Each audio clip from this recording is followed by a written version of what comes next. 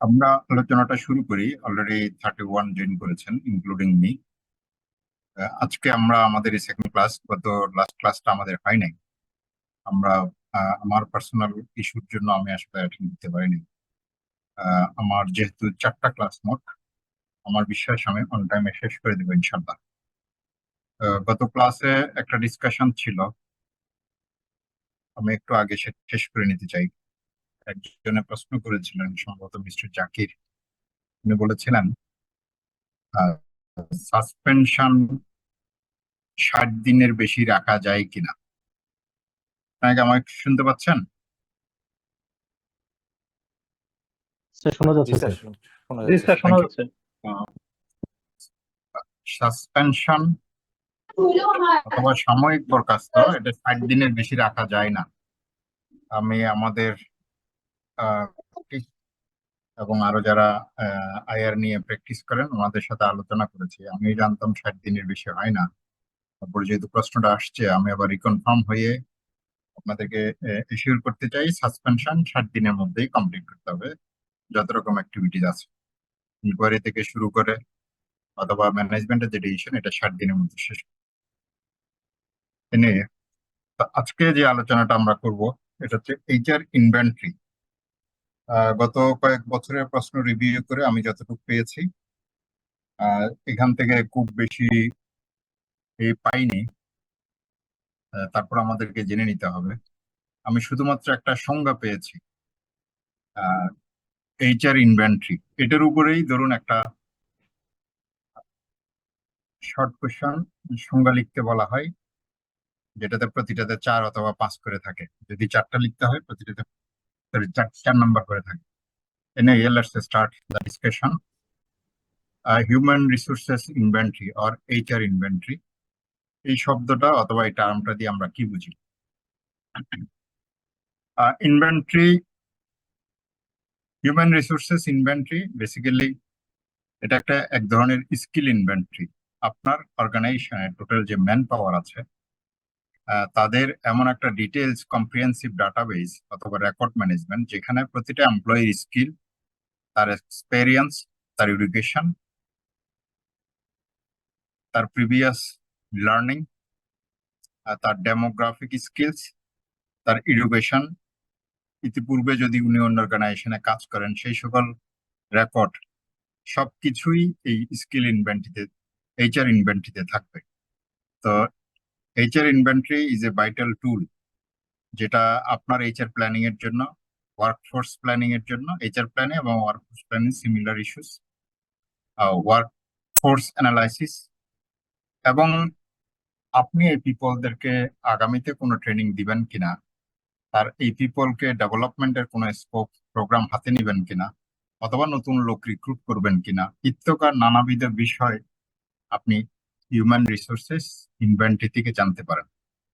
সুতরাং আবার বলি, human resources inventory basically N skill inventory, যেখানে আপনার অর্গানাইজেশনের পিপলদের কম্প্রিহেন্সিভ ডাটাবেস থাকবে, যেখানে পিপলদের স্কিল, তার ডেমোগ্রাফিক ইনফরমেশন, তার এক্সপেরিয়েন্স, তার এডুকেশন, তার ট্রেনিং, যেটার উপর বেস করে আপনি চাইলে আগামীতে তার জন্য কোনো ইমপ্রুভমেন্ট অথবা লার্নিং প্ল্যান করবেন কিনা, ট্রেনিং এর প্ল্যান করবেন কিনা, তাকে নিয়ে আপনি সাকসেসের প্ল্যান করবেন কিনা, ইত্যাকার নানাবিধ বিষয় একজন এমপ্লয়ি সম্পর্কে জানা যাবে। সুতরাং এই হিউম্যান রিসোর্সেস ইনভেন্টরির আমরা কিছু ফিচার্স অথবা ইম্পর্টেন্ট আসপেক্ট একটু নিচে গেলে দেখতে পাবো। এটা বেসিক্যালি একটি কম্প্রিহেন্সিভ ডাটাবেস, যেখানে একজন পিপলের, একটু আগে আমরা যেটা বলেছি, স্কিল থাকবে, তার এক্সপিরিয়েন্স থাকবে, এইজ, ওনার joining salary, present salary, even last year increment কবে কত ছিল, ওনার লাস্ট প্রমোশন কবে হয়েছে, ওনার জবের কোনো প্রেফারেন্স আছে কিনা। ধরুন উনি এখন সেলসে কাজ করেন, উনি বেসিক্যালি মার্চেন্ডাইজিং পছন্দ করেন। এই নানাবিধ বিষয় এইচআর ইনভেন্টরিতে মেনশন থাকে। এটা বেসিক্যালি একটা ডাটাবেস, যেখানে এই এমপ্লয়ির, আপনার অর্গানাইজেশনের বিভিন্ন ডেজিগনেশনে যে এমপ্লয়ি গুলো কাজ করে, অফিসিয়ালরা কাজ করে, তাদের ক্যাপাবিলিটিস, তাদের এক্সপেরিয়েন্স, হোল অর্গানাইজেশনের পিপলদের স্কিলের একটা রেকর্ড ম্যানেজমেন্ট আপনি এই হিউম্যান রিসোর্সেস ইনভেন্টরি থেকে জানতে পারবেন। হিউম্যান রিসোর্সেস ইনভেন্টরির মাধ্যমে আপনার যে স্কিল গ্যাপ আইডেন্টিফিকেশন করা যায় সেটার মাধ্যমে আপনার ট্রেনিং এর প্ল্যান করবেন, আপনি নতুন রিক্রুটমেন্ট করবেন কিনা সেই সংক্রান্ত বিষয়ে ডিসিশন নিতে পারবেন। হিউম্যান এইচআর ইনভেন্টরির মাধ্যমে অর্গানাইজেশনে হিউম্যান রিসোর্সেস প্ল্যান করা যাবে। কিভাবে? আপনার এক্সিস্টিং এমপ্লয়ের যে স্কিল অথবা আপকামিং আপনার প্রোডাক্ট ম্যানুফ্যাকচার করবার জন্য অথবা সার্ভিস এনশিওর করবার জন্য আগামীতে কি ধরনের স্কিলের প্রয়োজন, এই স্কিলটা আইডেন্টিফাই করে অথবা কোন কম্পিটেন্সি পিপল দরকার সে অনুযায়ী আপনি এইচআর প্ল্যানিং করতে পারবেন এইচআর ইনভেন্টরিকে ইউটিলাইজ করে।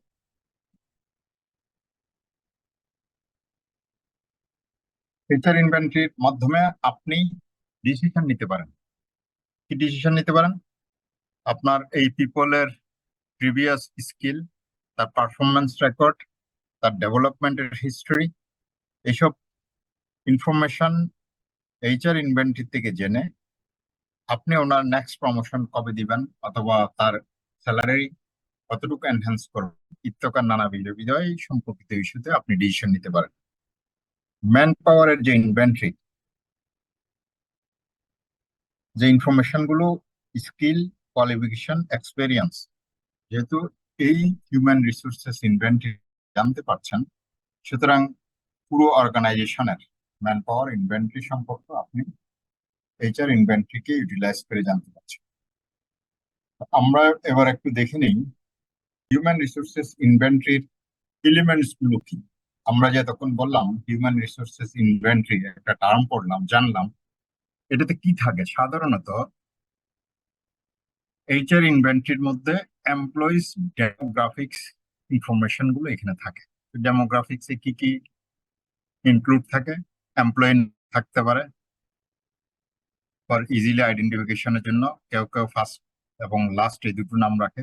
সাধারণত আমাদের দেশে পুরো নামটাই লিপিবদ্ধ থাকে।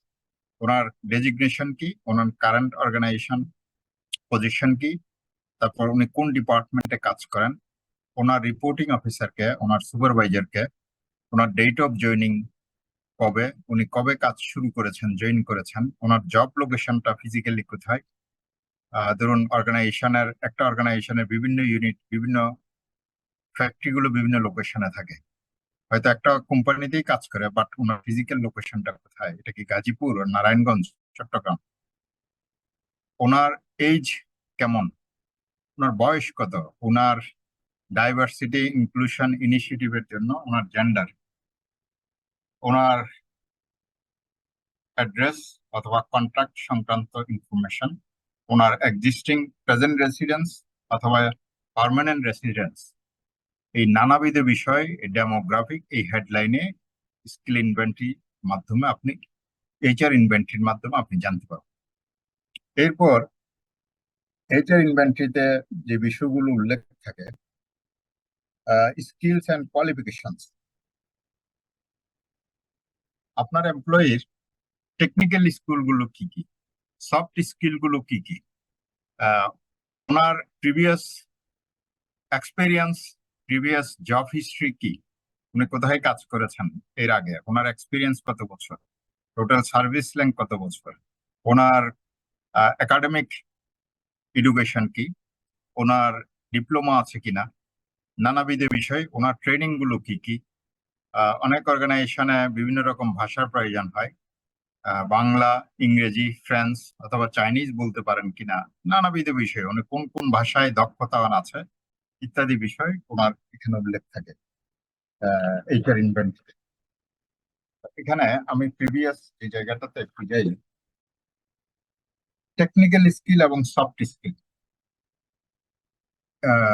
মিস্টার সালে একটু উপরে 2 নম্বর, এই দুটোই শব্দ একটু বলি। টেকনিক্যাল স্কিল, স্কিল কোয়ালিফিকেশনের মধ্যে দুটি শব্দ আসছে, টেকনিক্যাল স্কিল এবং সফট স্কিল, যেটাকে আমি হিউম্যান স্কিল বলি। একজন প্রফেশনালের, আপনারা অনেকেই জানেন, অর্গানাইজেশনের ডেজিগনেশনের হায়ারার্কি একটা ট্রায়াঙ্গেল ত্রিভুজ আকৃতি হয়। নিম্ন স্তরে থাকে, নিচের দিকে থাকে এক্সিকিউশন লেভেল, মিড লেভেলে থাকে ম্যানেজারিয়াল পজিশন গুলোকে, আর সর্বোচ্চ লেভেলে থাকে অর্গানাইজেশনের টপ ম্যানেজমেন্ট, যেটাকে আমরা বলি। আমি একটু ডিটেলস আপনাদেরকে এটা সম্পর্কে বলতে চাই। অর্গানাইজেশনের হায়ারার্কিতে আমি বলছি তিনটা স্তর থাকে। একটা হচ্ছে এক্সিকিউশন লেভেল, যেখানে সাধারণত management trainee, executive, senior executive অথবা অফিসার, যে র্যাঙ্কেই আমরা বলি না কেন, যারা কাজ করেন, এক্সিকিউশন করেন, এই লেভেলটা এখানেই কাজ করে। এক্সিকিউশন লেভেলে মিড লেভেল হলো সাধারণত অর্গানাইজেশন ভেদে বিভিন্ন রকম হয়। কোনো কোনো অর্গানাইজেশনে অ্যাসিস্ট্যান্ট ম্যানেজার থেকে সিনিয়র ম্যানেজারকে মিড লেভেল হিসেবে ট্রিট করে। আবার কোনো কোনো অর্গানাইজেশনে শুধুমাত্র ম্যানেজারদেরকেই, যারা সিনিয়র ম্যানেজার ওনাদেরকে মিড লেভেল মনে করে। তো অন্য কোনো কোনো অর্গানাইজেশনে আবার assistant general manager, deputy general manager, senior general manager অথবা সি লেভেলের, সিএক্সও লেভেলের যে এমপ্লয়িরা থাকেন ওনাদেরকে টপ লেভেল অথবা সিনিয়র লেভেলের ডেজিগনেটেড পিপল হিসেবে ট্রিট করা হয়। তা আমরা যদি এক্সিকিউশন লেভেলে থাকি, আমরা সবাই উপরে যেতে চাই, টপ লেভেলে যেতে চাই অথবা মিড লেভেলে যেতে চাই। অর্গানাইজেশনের সর্বোচ্চ লেভেলে, টপ লেভেলে যারা কাজ করেন, আহ একজন প্রফেশনালের বেসিক্যালি দুই ধরনের স্কিলের প্রয়োজন। একটা হচ্ছে টেকনিক্যাল স্কিল, একটা হচ্ছে হিউম্যান স্কিল। আমার এই হিউম্যান স্কিল শব্দটাকে অনেকেই সফট স্কিল বলে, অনেকেই মানবীয় গুণাবলী বলে, অনেকেই পাওয়ার স্কিল বলে। তো যে নামে আমরা বলি না কেন, এই দুটি শব্দ নিয়ে একটু আলোচনা করি। আপনি যত সিনিয়র পজিশনে যাবেন আপনার সফট স্কিলটা তত বেশি প্রয়োজন। তো আমরা একটু জেনে নিই টেকনিক্যাল স্কিলটা কি। টেকনিক্যাল স্কিল হচ্ছে আপনাকে যে কাজের জন্য রিক্রুট করা হয়েছে অথবা এমপ্লয় করা হয়েছে, ডেপ্লয় করা হয়েছে, ওই কাজটা পারফর্ম করবার জন্য, ওই জব ডিসক্রিপশনটা পারফর্ম করবার জন্য আপনার যে কর্মদক্ষতা প্রয়োজন, সেটা হচ্ছে টেকনিক্যাল স্কিল। ধরুন সুইং অপারেটর, ওনার টেকনিক্যাল স্কিল হচ্ছে অন টাইমে রাইট প্রোডাক্টটা সেলাই করে আউটপুট নিয়ে আসা, এটা হচ্ছে তার টেকনিক্যাল স্কিল। একজন ফটোকপি মেশিন অপারেটর, তার টেকনিক্যাল স্কিল হচ্ছে ফটোকপিটা ঠিক মতো করতে পারা, নিট অ্যান্ড ক্লিন করে। আর তার যদি জব ডেসক্রিপশনে থাকে যে মেশিনের যত্ন নিতে হবে অথবা মেশিনের যে কোনো মেনটেন্যান্স রিলেটেড অ্যাক্টিভিটিস তার জবের আওতায়, সেটা করতে পারাটা তার টেকনিক্যাল স্কিল। একজন এইচআর প্রফেশনালের টেকনিক্যাল স্কিল হচ্ছে রাইট রিক্রুট এনশিওর করা, ট্রেনিং কিভাবে প্রোভাইড করতে হয় ট্রেনিং কন্ডাক্ট করা অথবা ট্রেনিং মডিউল ডেভেলপ করা, জব অ্যাডভার্টাইজমেন্ট এনশিওর করা, জব অ্যাডভার্টাইজমেন্ট প্রিপেয়ার করা। তো এইসব হচ্ছে টেকনিক্যাল স্কিল। তার মানে আপনার অ্যাসাইন্ড অ্যাক্টিভিটিসটা রাইটলি পারফর্ম করবার জন্য যে দক্ষতা, এটা হচ্ছে টেকনিক্যাল স্কিল। এক্সিকিউশন লেভেলে টেকনিক্যাল স্কিলের পার্সেন্টেজ থাকতে হবে অলমোস্ট 80%। আর টপ লেভেল অর্গানাইজেশনের সবচেয়ে বেশি প্রয়োজন হয় মানবীয় গুণাবলী।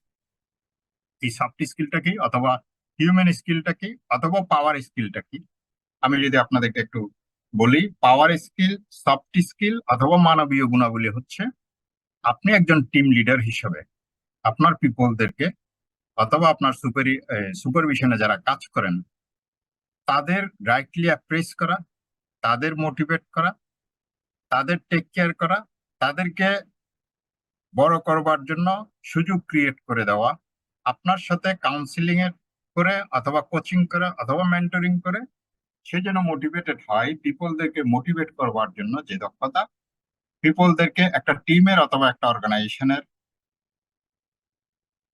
স্ট্র্যাটেজিক অথবা অপারেশনাল গোল অ্যাচিভ করবার জন্য মানুষের যে মোটিভেশন প্রয়োজন হয়, সেটা ডেলিভারি করা, পিপলকে মোটিভেট করা, টিমের লক্ষ্য অর্জন করবার জন্য সামনের দিকে এগিয়ে নেবার জন্য উদ্বুদ্ধ করা, এগুলো হচ্ছে সফট স্কিল, মানবীয় গুণাবলী।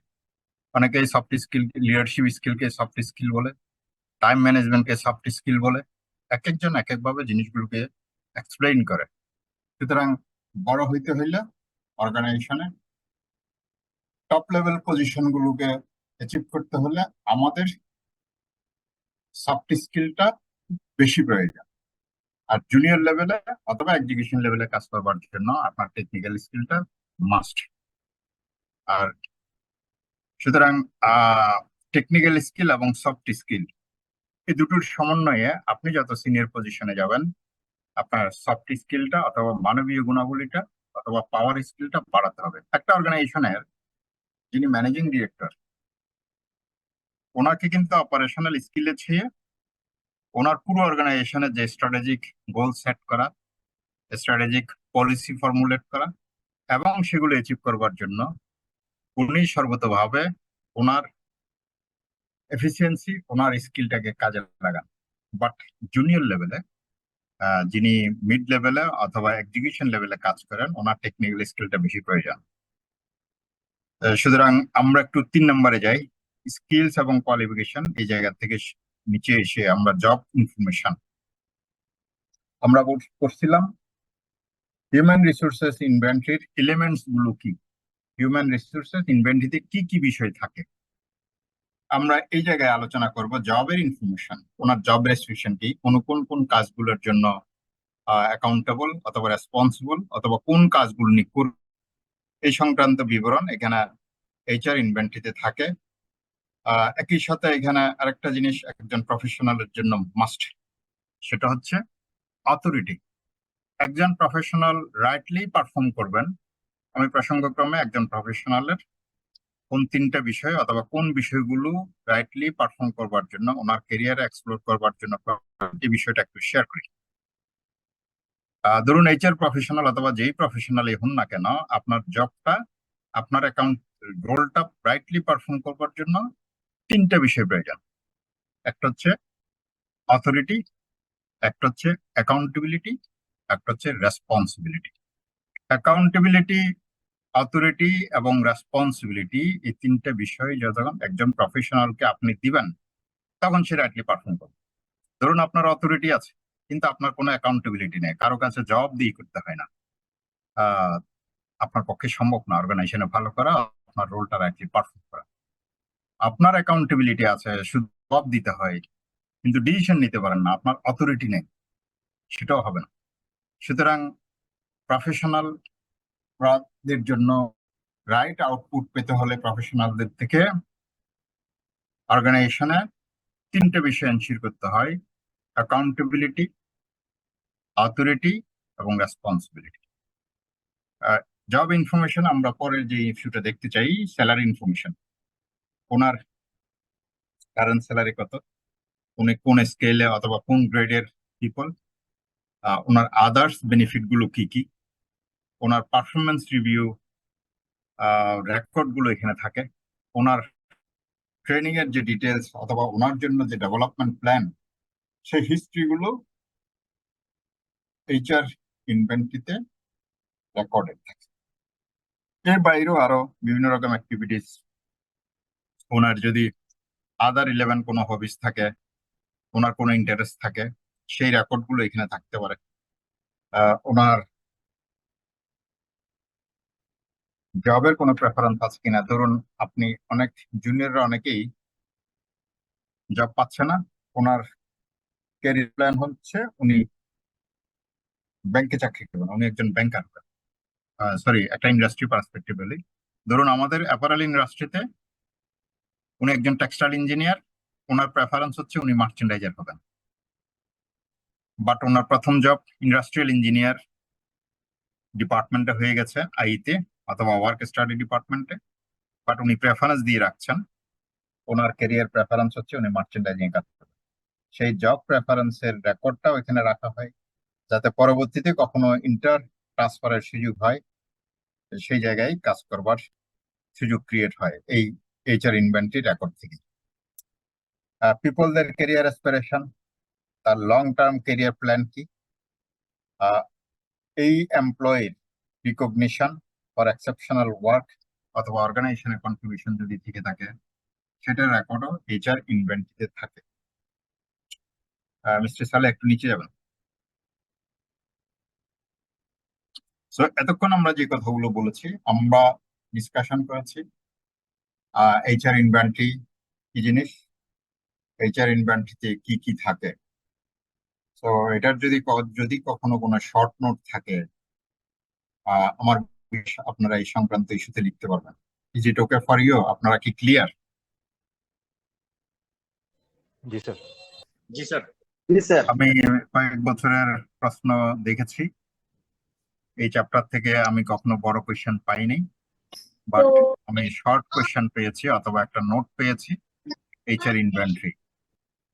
আমার বিশ্বাস যদি এই ধরনের কোনো নোট থাকে অথবা what are elements of HR inventory, আপনারা লিখতে পারবেন, আপনারা এটা রাইট রেসপন্সটা করতে পারবেন ইনশাল্লাহ। তা আমরা একটু পরের এতে যাই, এইচআর ইনভেন্টরিটা কেন এত ইম্পর্টেন্স। এটা যদি এর আগে আমরা ছোট করে এটার ফিচার্স এর মধ্যে পড়েছি। এইচআর ইনভেন্টরিটা অর্গানাইজেশনের জন্য ইম্পর্টেন্ট, আপনি যখন স্ট্র্যাটেজিক প্ল্যান নেবার জন্য। আর এই এইচআর ইনভেন্টরিতে আমরা একটু আগে জেনেছি এখানে পিপলদের কারেন্ট স্কিল সেটস এবং তার পটেনশিয়াল গ্যাপ, এই দুটোর একটা অ্যানালাইসিস আপনি এখান থেকে নিতে পারেন। তার মাধ্যমে আপনি স্ট্র্যাটেজিক প্ল্যান করতে পারেন যে আমার নতুন পিপল লাগবে কি লাগবে না। অর্গানাইজেশনের ট্যালেন্ট ম্যানেজমেন্ট সংক্রান্ত ইস্যুতে পিপলদের যখন আপনি স্কিল রেকর্ড গুলো পান, তার পারফরমেন্স রেকর্ড গুলো পান, সেই রেকর্ডের উপর বেস করে আপনি ট্যালেন্ট ম্যানেজমেন্টের জন্য প্ল্যান করতে পারেন। অর্গানাইজেশনের ট্রেনিং নিডটা আপনি থেকে জানতে পারেন, অর্গানাইজেশনের সাকসেশন প্ল্যান করতে পারেন, ম্যান পাওয়ার ফোরকাস্টিং, আপনার এই অর্গানাইজেশনে নতুন কোনো স্কিল বেসড পিপলের প্রয়োজন আছে কিনা অথবা ফ্রেশ গ্রাজুয়েট নিবেন কিনা, ইত্যাদি নানাবিধ বিষয়ে আপনি এইচআর ইনভেন্টরির মাধ্যমে ডিসিশন নিতে পারেন। তো এখানে একটু উপরে যাবেন। জি,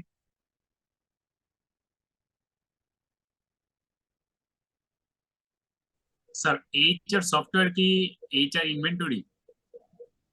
না, এইচআর সফটওয়্যারে অনেকগুলো ফিচার্স থাকে। এখানে ধরুন আপনার অ্যাটেন্ডেন্স রেকর্ড থাকে, এখানে আপনার মাস শেষে লিভের স্ট্যাটাস থাকে, এখানে আপনার প্রিভিয়াস তার লিভের রেকর্ড, তার লাস্ট ইয়ারের ইনক্রিমেন্ট, আর ট্রেনিং এর রেকর্ড। এইচআর সফটওয়্যারে আপনি এটাকে ট্রিট করতে পারেন, বাট এইচআর সফটওয়্যার এটার থেকে বড় কিছু ডিটেলস থাকে এখানে। আপনার এই ধরুন যত বছর একটা অর্গানাইজেশনে কাজ করেন, প্রতি বছর এখান থেকে আপনি রেকর্ড গুলো কম্পাইল করে অথবা ডাটা রেকর্ড কল করে আপনি সামারাইজ করে এখান থেকে প্রিন্ট নিতে পারবেন, ইনফরমেশন গুলো একটা জায়গায় নিয়ে আসতে পারবেন। আপনি যে প্রশ্নটা করেছেন, আপনি যদি এক্সপ্লেইন করেন, ইয়াস, এইচআর সফটওয়্যার এক ধরনের এইচআর ইনভেন্টরি, বাট এখানে আপনাকে সামারাইজ ফরমে রেকর্ড কল করে ইনফরমেশন কল করে রিপোর্ট জেনারেট করতে হবে। না, যা যা প্রয়োজন ওখান থেকে জেনারেট করে নিয়ে আসতে পারেন আপনার প্রয়োজন অনুযায়ী। যদি এখানে সবকিছুই পাওয়া যায়, একজন এমপ্লয়ির প্রিভিয়াস ট্রেনিং রেকর্ড, একজন এমপ্লয়ির প্রিভিয়াস প্রমোশন রেকর্ড, তার প্রেজেন্ট অ্যাড্রেস, পার্মানেন্ট অ্যাড্রেস, তার এডুকেশনের হিস্ট্রি, তার ট্রেনিং এর হিস্ট্রি, সবই এইচআরএমএস এ থাকার কথা যদি আপনি এইচআরএমএস টাকে সফটওয়্যারটাকে ওইভাবে ডিজাইন করেন। সুতরাং একটা ক্রিটিক্যাল প্রশ্ন করছেন, এই প্রশ্নটা যদি পরে কখনো কারো কোয়েশ্চেন করার সুযোগ, কোয়েশ্চেন পেপার সেট করার সুযোগ থাকে, এই ধরনের প্রশ্ন থাকতেও পারে। আমরা যে এতক্ষণ বললাম এইচআর ইনভেন্টরি, এইচআর সফটওয়্যার কি HR inventory, you agree with this statement or not, এই ধরনের কোয়েশ্চেন থাকলে আপনি ক্রিটিক্যালি ইভালুয়েট করে প্রথমে একটু বলতে হবে এইচআর ইনভেন্টরি বলতে কি বোঝায়, এইচআর ইনভেন্টরি ফিচার্স গুলো কি। একটু আগে আমরা যে ফিচার্স গুলো পড়েছি, ডেমোগ্রাফিক, তার জব হিস্ট্রি, তার আদার পার্সোনাল ইনফরমেশন, তার হবিস, তার স্কিল কোয়ালিফিকেশন, এই নানাবিধ বিষয় একটা এইচআর সফটওয়্যারে থাকে। সুতরাং এইচআর সফটওয়্যারকে কি বলা যায়, এইচআর ইনভেন্টরি বলা যেতে পারে। ক্লিয়ার ভাই? বাট এটা হুবহু না, ওইখান থেকে আপনার প্রয়োজন যত রকম ইনফরমেশন প্রয়োজন আপনি ডাটা কল করে নিতে পারবেন। Any more queries?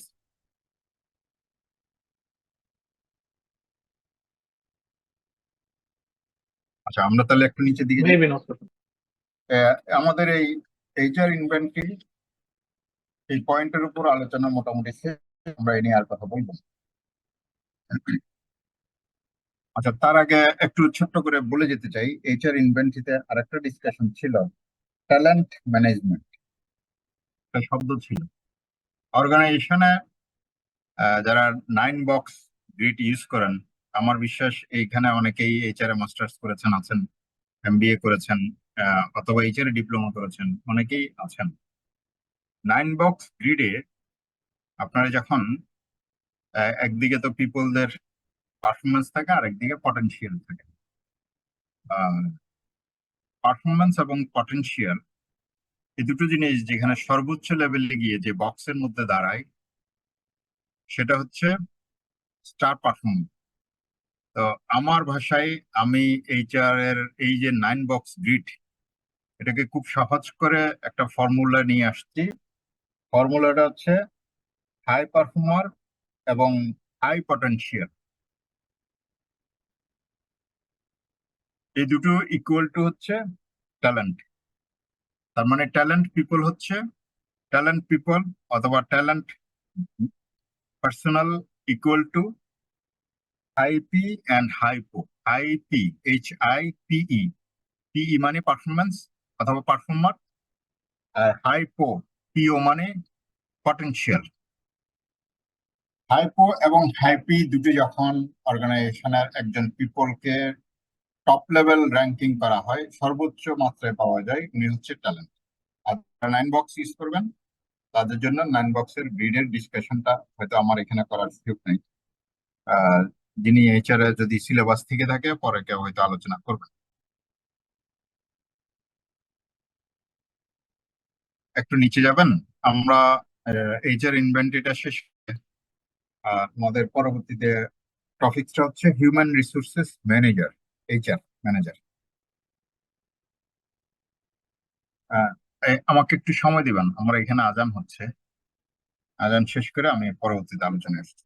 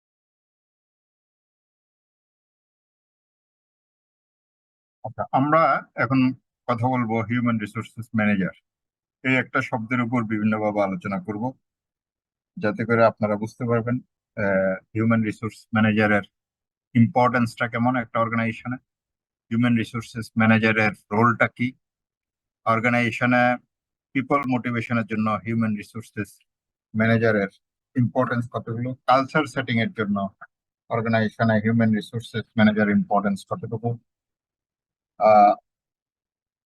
Diversity, inclusion এবং ইকুইটি এনশিওর করবার জন্য হিউম্যান রিসোর্সেস ম্যানেজারের ইম্পর্টেন্স কতটুকু। আমরা আপনারা অনেকেই জানেন হিউম্যান রিসোর্সেস ম্যানেজার এই শব্দটা দিয়ে বেসিক্যালি একটা রোল অথবা কোনো ব্যক্তি বিশেষকে আমরা আলোচনা করব না, আমরা হচ্ছে একটা পজিশন অথবা এই পজিশনের রোল, অ্যাকাউন্টেবিলিটি, রেসপন্সিবিলিটি এবং ইম্পর্টেন্সটা কতটুকু সেই সম্পর্কে আলোচনা হবে।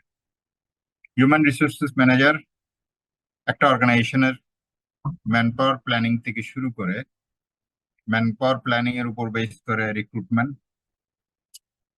Training, employee relations, compliance ensure করবার দায়িত্ব থেকে শুরু করে পিপল মোটিভেশন, অর্গানাইজেশনের পিপলের নার্চারিং থেকে শুরু করে অর্গানাইজেশনের যে কালেকটিভ অথবা কমন গোল সেটা অ্যাচিভ করবার জন্য। তো সংক্ষেপে যদি আমরা বলি, হিউম্যান রিসোর্স ম্যানেজার একটা অর্গানাইজেশনের জন্য কত ইম্পর্টেন্ট, আমরা পরবর্তী ডিসকাশনে ওনার যে অ্যাক্টিভিটিস অথবা ফাংশন সেখান থেকে দেখব। একটু নিচের দিকে যাবেন।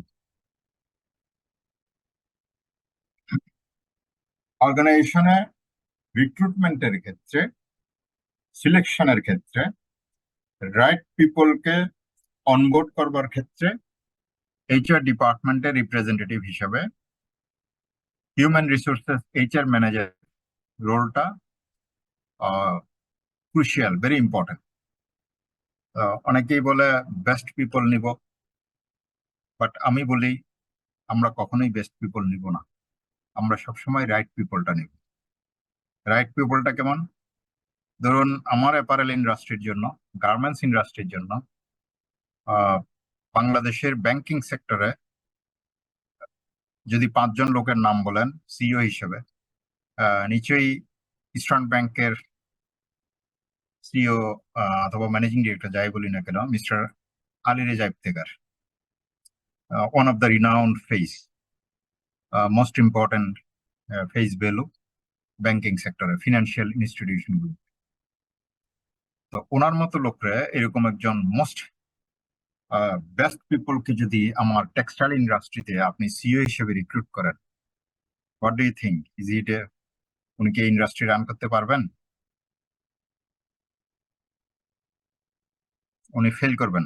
আপনারা আনসার না দিলেও আমি বলে দিই, উনি ফেল করবেন। একইভাবে ওয়ার্ল্ডের রিনাউন্ড গুগলের সিইও, ওনাকে যদি আমার টেক্সটাইল ইন্ডাস্ট্রি অথবা গার্মেন্টস ইন্ডাস্ট্রি সিইও হিসেবে রিক্রুট করেন,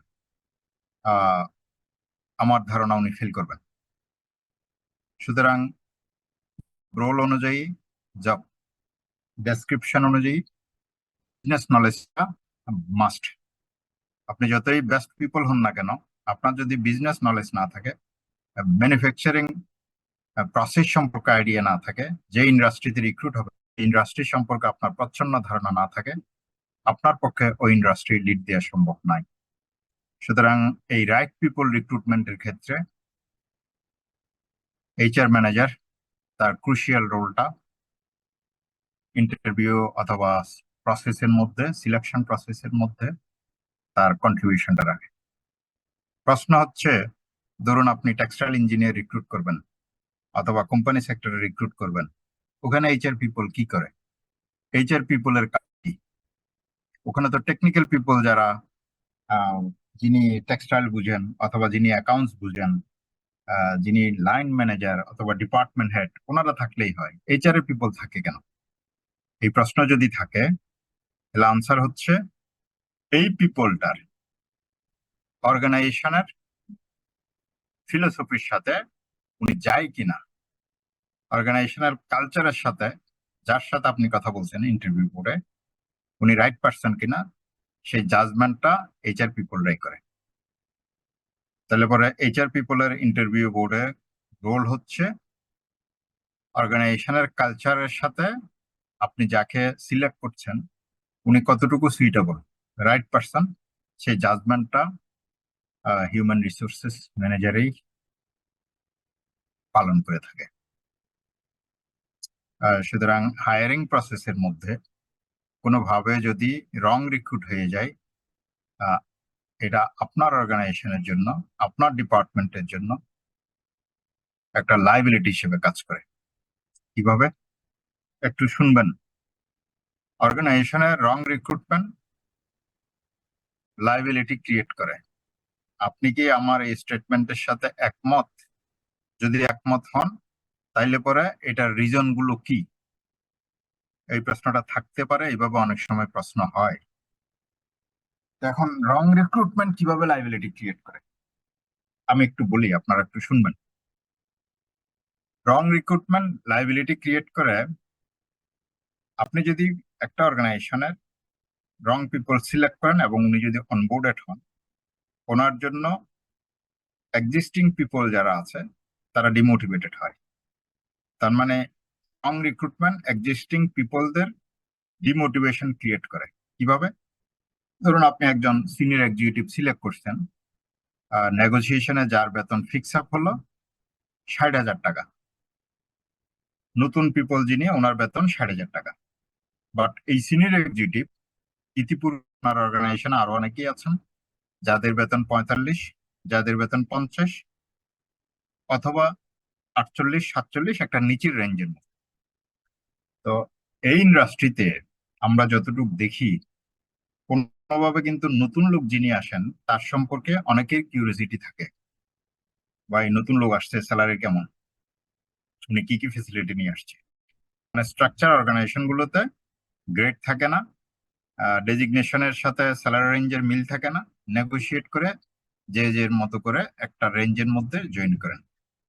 তো এক্সিস্টিং পিপলরা জেনে গেলো যে এই লোকের বেতন, সিনিয়র এক্সিকিউটিভ বেতন হলো 60,000 টাকা। এখন এক্সিস্টিং পিপল সবাই উন্মুখ হয়ে থাকে, ভাই আমরা তো 40,000 45,000 টাকা বেতন পাই, 60,000 টাকা দিয়ে লোক নিছেন, দেখি উনি কি করে। কোনো কারণে উনি যদি এই লোকদের চেয়ে ভালো না করে, এই লোক বলতে এক্সিস্টিং পিপলদের চেয়ে ভালো না করে, তাইলে পরে এক্সিস্টিং পিপলরা গোসলো হয়ে যায়। স্যার 60,000 টাকা দিয়ে বেতন লোক নিছেন, উনি কি করে আর আমরা কি করি। So this creates dissatisfaction, demotivation among existing people. এতে আপনার গোসলো নীতির কারণে আপনি সাফারার হবেন। গেল একটা পয়েন্ট। রং রিক্রুটমেন্ট করার পর তাকে 6 মাস আপনি প্রবেশনে রাখলেন। এই 6 মাস প্রবেশন কালে আপনি তার জন্য, যেহেতু রিক্রুট হয়েছে, অনেক অর্গানাইজেশন মনে করে তাকে এখন আমরা গ্রুম আপ করবো, ট্রেন আপ করবো, লার্নিং এর পিছনে খরচ করব। আপনি তাকে অনেকভাবে ট্রেনিং দেওয়ার চেষ্টা করলেন, মোটিভেট করবার চেষ্টা করলেন, বাট কোনো না কোনো ভাবে ক্লিক করে নাই। তার থেকে যা এক্সপেকটেশন সে অনুযায়ী আউটপুট পাচ্ছেন না। সুতরাং এই রং রিক্রুটমেন্টের পিছনে আপনার যত ধরনের এক্সপেন্সেস, অল আর লস। রং রিক্রুটমেন্ট সিলেক্ট করলে অর্গানাইজেশনের ব্র্যান্ড ভ্যালু ড্যামেজ। কিভাবে? ধরুন আপনি একজন চার্টার সেক্রেটারি, চার্টার সেক্রেটারিদের আলাদা একটা সংগঠন আছে, ইনস্টিটিউশন আছে, আলাদা তাদের একটা সোসাইটি আছে, পিপলদের সাথে তাদের কানেক্টিভিটি আছে, কোলাবোরেশন থাকে। তো আপনি ভালো একটা অর্গানাইজেশনে গেলেন, 6 মাসের মধ্যে কোনো না কোনো কারণে আপনার ক্লিক হলো না, আপনি অর্গানাইজেশনের জন্য রাইট পিপল না, আপনি লিভ করলেন, আপনাকে আকসু রিজাইন করা হলো, অথবা জব কনফার্মেশন হলো না, আপনি লিভ করলেন। এই পিপলটা যখন লিভ করে, তখন ওনার সোসাইটিতে যখন ওনাকে কোয়ারি করে, আপনি এত ভালো অর্গানাইজেশনে গেলেন, 6 মাসের মাথায় চলে আসলেন, বিষয়টা কি? আমরা তো জানতাম যে অর্গানাইজেশনটা অনেক ভালো। তখন এই ভদ্রলোক এই অর্গানাইজেশন সম্পর্কে কখনোই সাধারণত ভালো কথাগুলো বলে না, রাইট মেসেজটা দেয় না। দেয় কি? ভাই বাইরের থেকে যত ভালো শুনছেন, ভিতরে আসলে অত ভালো না। তার মানে এই চার্টার সেক্রেটারি কমিউনিটিতে এই অর্গানাইজেশন সম্পর্কে একটা নেগেটিভ মেসেজ চলে যায়। পরবর্তীতে আপনি যখনই চার্টার সেক্রেটারি রিক্রুট করতে যান, পিপল তখন ওইখানে আর অ্যাপ্লিকেশন করে না। তার মানে আপনার ব্র্যান্ড ভ্যালুতে একটা হিট করে। সুতরাং রং সিলেকশন আপনার অর্গানাইজেশনের জন্য লায়াবিলিটি। এই পার্সপেক্টিভে আমি অলরেডি আপনাদেরকে 3টা পয়েন্ট শেয়ার করেছি। একটা হচ্ছে আপনার ট্রেনিং খরচ লস্ট হয়, একটা হচ্ছে আপনার পিপলদের মোটিভেশন ড্যামেজ হয়, একটা হচ্ছে অর্গানাইজেশনের ব্র্যান্ড ভ্যালু ড্যামেজ হয়। এর বাইরেও এই পিপলটা রিক্রুট করবার জন্য আপনি যত পরিমাণ, রিক্রুটমেন্ট ইটসেলফ এ কস্ট। কিভাবে? একটা পিপল রিক্রুট করবার জন্য আপনি অ্যাড দিচ্ছেন, সিভি আসছে, সিভি শর্টিং করছেন, যিনি সিভি শর্টিং করে ওনার টাইম ভ্যালু আছে, যারা ইন্টারভিউ বোর্ডে বসেন তাদের টাইম ভ্যালু আছে, তারপর এই পিপলরা যখন ইন্টারভিউ দিতে আসে তাদের এন্টারটেইনমেন্টের এক্সপেন্স আছে। সব মিলিয়ে প্রতিটা রিক্রুটমেন্ট ইটসেলফ এ কস্ট। যখনই এটা রং সিলেকশন হয়ে যায়, এই কস্টটা বৃথা, এই কস্টটা আপনার জন্য লস। তাহলে পরে রিক্রুটমেন্ট কস্টটাও ঘন ঘন অর্গানাইজেশনের জন্য করতে হয় রং পিপল সিলেক্ট হলে, যেটা আপনার খরচের পরিমাণটা বৃদ্ধি করে। এর বাইরে সবচেয়ে ইম্পর্টেন্ট যেটা, আপনি যে পিপলটাকে রিক্রুট করলেন, উনি তো আপনার সাথে 5-6 মাস ছিল অথবা বছর ছিল। এই সময়ে আপনি ওনাকে এমন কিছু সেন্সিটিভ ইনফরমেশনের দায়িত্বে নিয়োগ করলেন, রিক্রুট করলেন, যে ইনফরমেশনটা অর্গানাইজেশনের জন্য ইন্টেলেকচুয়াল প্রপার্টি হিসেবে ট্রিট হয়। ধরুন, এটা যদি আমাদের অ্যাপারেল ইন্ডাস্ট্রিতে প্রোডাক্ট ম্যানুফ্যাকচারিং কস্টের ইস্যু হয়, কস্টিং এর ইস্যু হয়, তাহলে উনি পরে এই অর্গানাইজেশন কিভাবে ম্যানুফ্যাকচারিং কস্টিং নির্ধারণ করে, ম্যানুফ্যাকচারিং কস্ট ডিজাইন করে, এই সম্পর্কে উনি জেনে গেলেন। তো 1 বছরের মাথায় অথবা 6 মাসের মাথায় যেহেতু উনি নন পারফর্মার, রং সিলেকশন উনি চলে গেলেন,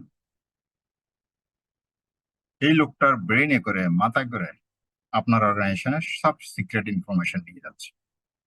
আপনার কম্পিটিটর যদি অন্য ইন্ডাস্ট্রিতে জয়েন করে, আপনার সিক্রেট মেসেজ গুলো, ইনফরমেশন গুলো ওনাদের কাছে চলে যায়। আপনি কম্পিউটার রেখে দিলেন, ল্যাপটপ রেখে দিলেন, মোবাইলের সিম রেখে দিলেন, অথবা মোবাইল সেট যদি ইস্যু করেন সেটা রেখে দিলেন, বাট ওনার ব্রেন তো আর রাখা গেল না, ওনার মাথাটা তো আপনি আর রাখতে পারবেন। সুতরাং যদি এটা রং সিলেকশন হয়, তাহলে পরে আপনার ইন্ডাস্ট্রির জন্য, আপনার অর্গানাইজেশনের জন্য এইভাবেই ক্ষতির কারণ হয়ে যায়। তো রং সিলেকশন সংক্রান্ত ইস্যুতে আমি পিপলের মোটিভেশন নিয়ে বলেছি, অর্গানাইজেশনের ব্র্যান্ড ভ্যালু ড্যামেজ হয়ে এটা বলেছি। এই পিপল যতদিন থাকবে ততদিন আপনি রাইট, আপনার অপটিমাম অথবা কাম্য যে আউটপুট সেটা পাবেন না।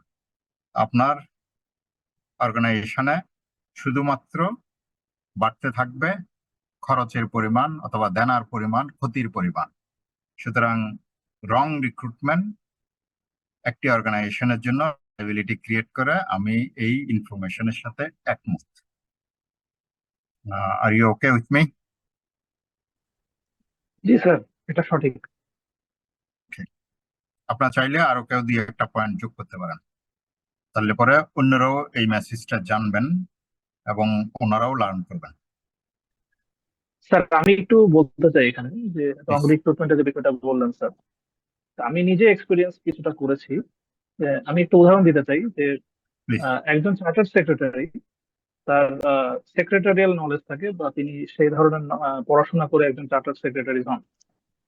তো এখানে যদি একজন এফসিএম এ, জি, যার কোনো চার্টার্ড সেক্রেটারিজ এর ডিগ্রি নাই বা চার্টার্ড অ্যাকাউন্ট্যান্টস এর কোনো ডিগ্রি নেই, তিনি জি। যদি কোম্পানি সেক্রেটারির পদে আসেন, তাহলে তার কি সেই নলেজ গুলো আছে যেটা মানে একজন চার্টার্ড সেক্রেটারি থাকা দরকার, বা সে কি সেইভাবে সেটা পরিচালনা করতে পারবে? এটা হচ্ছে আপনার প্রশ্ন।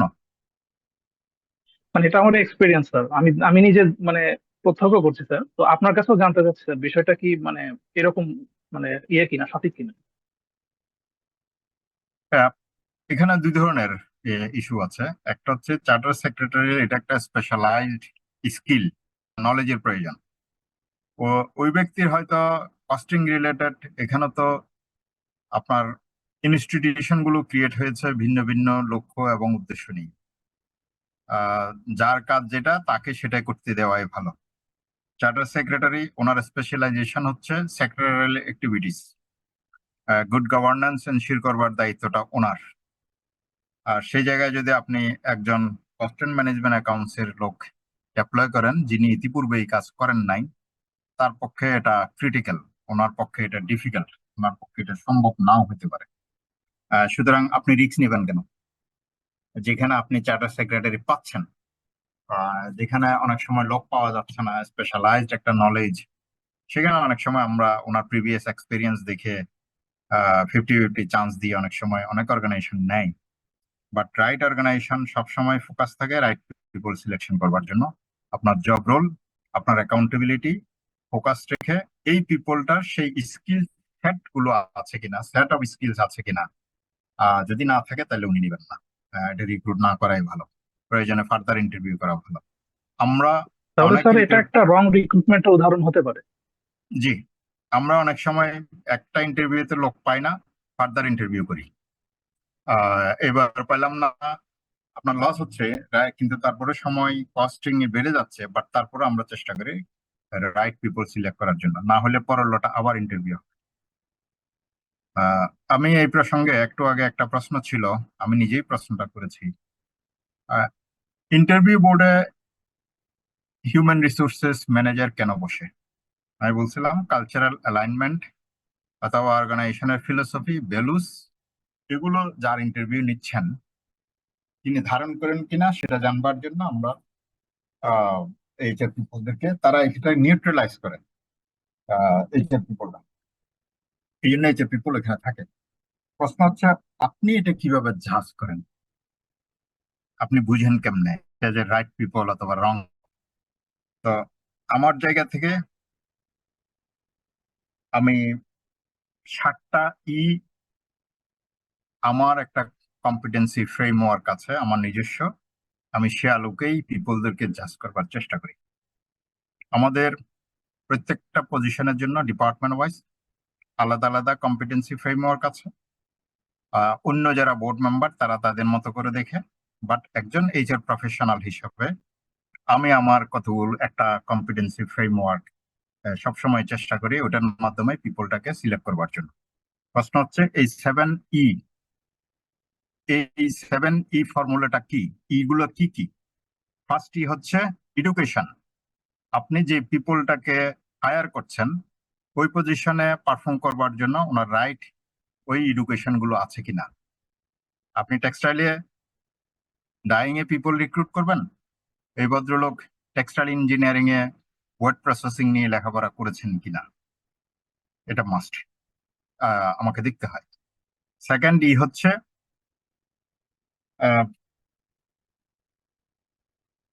এনার্জি। আপনি যে পিপলটাকে সিলেক্ট করছেন উনি রাইট এনার্জির পিপল কিনা। রাইট এনার্জি বলতে পজিটিভ এনার্জি, আমরা তো সাধারণত এনার্জি বলতে গায়ের জোর, ওটা না। আপনি পজিটিভ মাইন্ড ফ্রেমের পিপল কিনা, আপনার সাথে কথা বলে মানুষ আহ, আপনাকে যে রোলটা অথবা যে দায়িত্বটা দেওয়া হয়েছে আপনি সেটা পজিটিভলি নেন কিনা। তাহলে আমি দুটোই ইর কথা বলেছি, একটা হচ্ছে এডুকেশন, একটা হচ্ছে এনার্জি, আর একটা হচ্ছে এনার্জাইজ টু আদার্স। দিন শেষে অথবা সময়ের সাথে পাল্লা দিয়ে কোনো এক সময় আপনি হয়তো এখন আমার সাথে এক্সিকিউটিভ পজিশনে জয়েন করছেন, 8 বছর পরে, 5 বছর, 10 বছর পরে আপনি ডিপার্টমেন্ট হেড হবেন, এজিএম হবেন, জিএম হবেন, ডিজিএম হবেন। আপনাকে পিপল, একটা টিম রান করাতে হয়, একটা পিপলকে, একটা ডিপার্টমেন্টকে আপনাকে পরিচালনা করতে হয়। ওই পরিচালনা করবার জন্য এনার্জাইজ টু আদার্স, অন্যদেরকে উদ্বুদ্ধ করা, অন্যদেরকে কাজে উদ্বুদ্ধ করবার জন্য যে এনার্জি প্রয়োজন সেটা আপনার আছে কিনা, এনার্জাইজ টু আদার্স। অনেকে আমরা যাদের কমিউনিকেশন স্কিল অনেক ভালো, তারা ইন্টারভিউ বোর্ডে বসে আধা ঘন্টা, 1 ঘন্টার অথবা 1.5 ঘন্টায় যতক্ষণই নেন না কেন, 15 মিনিট ইন্টারভিউ বোর্ডে বসে তাদের কমিউনিকেশন স্কিল যেহেতু ভালো, ওনারা বিভিন্ন ভাবে যেভাবেই প্রশ্ন করেন প্রশ্ন উতরে যাওয়ার চেষ্টা করে, উনি আনসার দেওয়ার চেষ্টা করে। বাট আমি ব্যাক এন্ডে দেখি উনি এক্সিকিউশন করতে পারেন কিনা। তাহলে আমি 4টাই বলি, আপনাদেরকে অলরেডি বলেছি, একটা হচ্ছে এডুকেশন, একটা হচ্ছে এনার্জি, একটা হচ্ছে এনার্জাইজ টু আদার্স, আর একটা হচ্ছে এক্সিকিউশন, উনি কাজে পরিণত করতে পারেন কিনা, আর একটা হচ্ছে ইমোশনাল ইন্টেলিজেন্স। এই লোকটা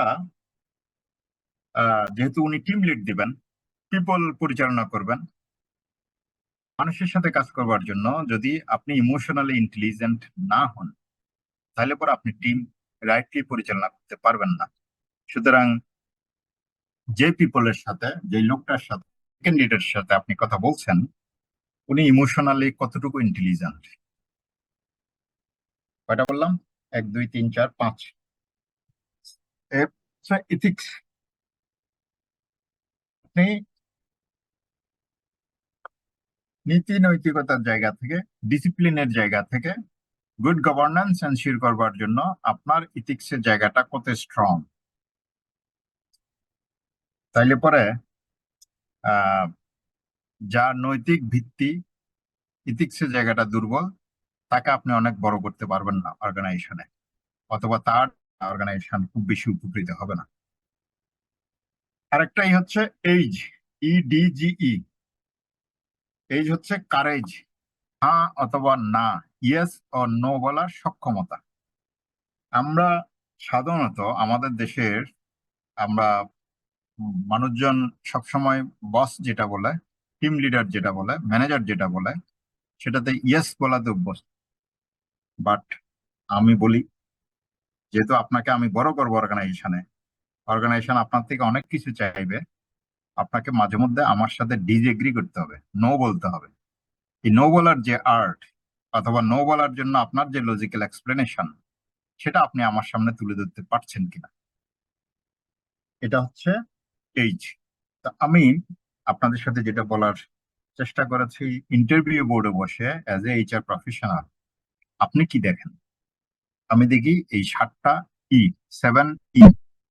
আবার বলি, একটা হচ্ছে এডুকেশন, এনার্জি, আপনি পজিটিভ এনার্জির পিপল কিনা, আপনি এনার্জাইজ করতে পারেন কিনা অন্যদেরকে, আপনি যা বলছেন আমার সাথে ইন্টারভিউ বোর্ডে বসে এটা এক্সিকিউশন করবার মতো আপনার সেই সক্ষমতা আছে কিনা, নাকি শুধুমাত্র আমাকে আপনি ইন্টারভিউ বোর্ডে বসে বলেই যাচ্ছেন। আপনি কতটুকু ইমোশনালি ইন্টেলিজেন্ট, আপনার ইথিক্সের জায়গাটা কত স্ট্রং, আপনার হ্যাঁ অথবা না বলার মতো সক্ষমতাটা আপনার ডিসিশন মেকিং এর জন্য যেটা খুব প্রয়োজন, সে জিনিসটা আছে কিনা। এটা আমার একটা নিজস্ব কম্পিটেন্সি ফ্রেমওয়ার্ক। আমার বিশ্বাস এখানে HR প্রফেশনাল যদি কেউ থেকে থাকেন, আপনারা প্র্যাকটিস করে দেখতে পারেন। আহ, প্রসঙ্গক্রমে আমি রাইট রিক্রুটমেন্ট সিলেকশন করবার জন্য অর্গানাইজেশনে HR ম্যানেজার যে রোলটা প্লে করে, সেই জায়গা থেকে এই এক্সপিরিয়েন্সটা আপনাদের সাথে শেয়ার করলাম। তো HR ম্যানেজার আর কি করে?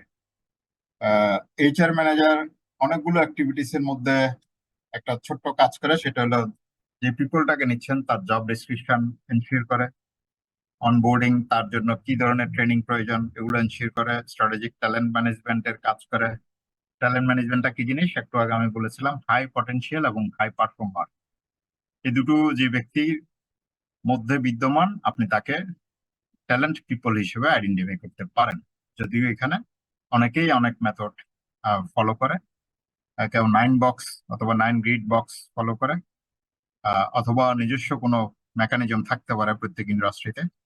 বাট আমি বলি, আমি এমফাসাইজ করি, আপনি তখনই একটা লোককে ট্যালেন্ট বলবেন যখন তার পারফরমেন্স হাই থাকবে, তার ফিউচার পটেনশিয়ালিটি অনেক হাই লেভেলে থাকবে, আপনি তাকে ট্যালেন্ট বলতেই পারেন। HR ম্যানেজার পিপল রিটেনশনের জন্য কাজ করে, পিপল রিটেনশনের জন্য স্ট্র্যাটেজি সেট করেন, পিপলকে কিভাবে মোটিভেট করা যায় সেই বিষয়ে কাজ করেন। উনি অর্গানাইজেশনের কম্পেনসেশন এবং পে প্যাকেজ মনিটর করেন। অর্গানাইজেশনের জন্য সারা বছর ব্যাপী যে ইভেন্ট অথবা যে প্রোগ্রাম গুলো হয়, সেগুলো স্ট্রিমলাইন করেন, সেগুলো প্ল্যান করেন এবং সেগুলো এক্সিকিউশন করেন। অর্গানাইজেশনের জন্য কমপ্লায়েন্স এনশিওর করেন। কমপ্লায়েন্স হচ্ছে আপনার set rules, regulation, guiding principal set করা আছে, আপনি সেটা কমপ্লাই করছেন কিনা সেটা এনশিওর করা, এটাই কমপ্লায়েন্স। তো আমি যখন ইয়ামানা কাজ করি চিটং ডিভিশনে, চিটং ইপিজেডে, ওখানে কমপ্লায়েন্সের টিম ছিল না, এখন আছে কিনা আমি জানি না। তো আমি জানতে চেয়েছিলাম সব ইন্ডাস্ট্রিতে কমপ্লায়েন্স একটা টিম থাকে, এখানে নাই কেন? ও আমার সিনিয়র তখন আমাকে বলেছিলেন, আমরা যেহেতু সব কমপ্লাই করছি, সুতরাং আমার কমপ্লায়েন্স অডিটর হওয়ার প্রয়োজন নাই, আমরা কমপ্লায়েন্সের পিপল রাখি নাই। তো সেই দিক থেকে আমি ওনার কথাটা আমার কাছে যথেষ্ট যুক্তিসঙ্গত এবং ভালো লেগেছে। আমি এখনো বলি এই উদাহরণটা, অর্গানাইজেশনে আপনি যদি সব করেন, আলাদা করে এটার জন্য একটা কস্ট বাকেট ক্রিয়েট করবার প্রয়োজন হয় না। তবে অডিটর ভিন্ন ইস্যু, বাট অর্গানাইজেশন গুলোতে কমপ্লায়েন্স নামক একটা ডিপার্টমেন্ট আছে, যেখানে আপনি ঠিক মতো করছেন কিনা এটা চেক করে। আমি সাজেস্ট করি সবসময় পিপলদের জন্য অ্যাপ্লিকেবল, কান্ট্রিতে আপনার বিজনেসের জন্য অ্যাপ্লিকেবল যে রুলস, রেগুলেশন, পলিসি অথবা আইন আছে অথবা বিধি আছে, আপনি সেটা যদি মেনটেন করেন, আপনার আর কমপ্লায়েন্স ডিপার্টমেন্ট ক্রিয়েট করে এত লোক কস্ট বাকেটটাকে বড় করবার দরকার হয় না। প্রসঙ্গক্রমে আমি আপনার সাথে আমার এক্সপিরিয়েন্সটা শেয়ার করলাম। এইচআর ম্যানেজার আর কি করে? পারফরমেন্স রিভিউ করে, সেট গাইডলাইন থাকে, কোনো কোনো অর্গানাইজেশনে কেপিএ বেসড পারফরমেন্স ম্যানেজমেন্ট থাকে, কোনো কোনো অর্গানাইজেশনে ট্রেডিশনাল কিছু সেট ক্রাইটেরিয়া থাকে, ওই ক্রাইটেরিয়ার আলোকে একজন পিপলের পারফরমেন্স মেজার করে। অর্গানাইজেশনের জন্য ওয়ার্ক কাজের যে কালচার সেটার হিসাবে, ট্রেন্ড সেটার হিসাবে এইচআর ম্যানেজার কাজ করে। আমরা পরবর্তীতে এইচআর ম্যানেজার আরো অনেকগুলো রোল আছে, এরপরে যে আলোচনাটাতে যাব। আচ্ছা, এখন যে ডিসকাশন হলো এর মধ্যে আপনাদের কোনো কোয়ারি আছে কিনা? অনলাইনে হওয়াতে আপনাদের ফিজিক্যাল পেজ না থেকে অনেক কোয়েশ্চেন আমি নিতে পারছি না, শুধু ওয়ান ওয়ে ডেলিভারি হচ্ছে। আপনাদের কোনো কোয়ারি আছে regarding functions of HR manager or HR manager, এই টার্মটা দিয়ে কি বুঝছেন? আচ্ছা, না স্যার, না স্যার, কোয়েরি নাই sir. Fine, thank you very much. আমরা একটু দেখি এইচআর ম্যানেজারের স্কিল অথবা কোয়ালিটিস, যারা এইচআর এ লেখাপড়া করেছেন আপনাদের জন্য ভেরি বেসিক। তারপর আমি একটু বলি, এইচআর ম্যানেজারের সবার আগে দরকার হয় ওনার ইফেক্টিভ কমিউনিকেশন। একাডেমিক লার্নিং তো আছেই, কান্ট্রি রুলস রেগুলেশন, বিভিন্ন এইচআর রিলেটেড ইস্যুগুলো তো ওনার জানতেই হয়। পিপল মোটিভেশন কিভাবে এনশিওর করতে হয়, পিপলের ইমোশন ইন্টেলিজেন্স কিভাবে বুঝতে হয়, এই স্কিল গুলো তো ওনার থাকবেই। এর বাইরে ওনার স্ট্রং একটা কমিউনিকেশন স্কিল থাকতে হয়, কারণ মানুষকে ওনার এক্সপেকটেশনটা শেয়ার করতে হয়। লিডার হইতে হইলে, টিম লিড দিতে হলে কমিউনিকেশন মাস্ট। আমাদের ইন্ডাস্ট্রিতে, স্পেশালি আমি এখানে অ্যাপারেল ইন্ডাস্ট্রিতে যারা কাজ করেন অথবা ইন্ডিয়ান ইন্ডাস্ট্রিতেও যারা আছেন, বাংলাদেশে ফরেন রিক্রুটমেন্টের এই যে একটা দাপট সিনিয়র পজিশন গুলোতে, এটা কেন? আমাকে Bangladesh university of professionals BOP ওনারা 2023-এ ইনভাইট করেছিলেন। ওনাদের একটা রিসার্চ সেন্টার আছে, ওই রিসার্চ সেন্টারে ওনারা রিসার্চ করেছেন বাংলাদেশে এই সাবজেক্ট ম্যাটারের উপর। অ্যাপারেল, স্পেশালি অ্যাপারেল ইন্ডাস্ট্রিতে ফরেন রিক্রুটমেন্টের এই প্রেশার কেন, কেন বাংলাদেশে এত ফরেনার অ্যাপারেল ইন্ডাস্ট্রিতে কাজ করে? অনেকগুলো রিজন সেখানে ওনারা কম্পাইল করে নিয়ে আসছেন। আমি পার্সোনালি আমার জায়গা থেকে শেয়ার করেছি ওনাদের সাথে।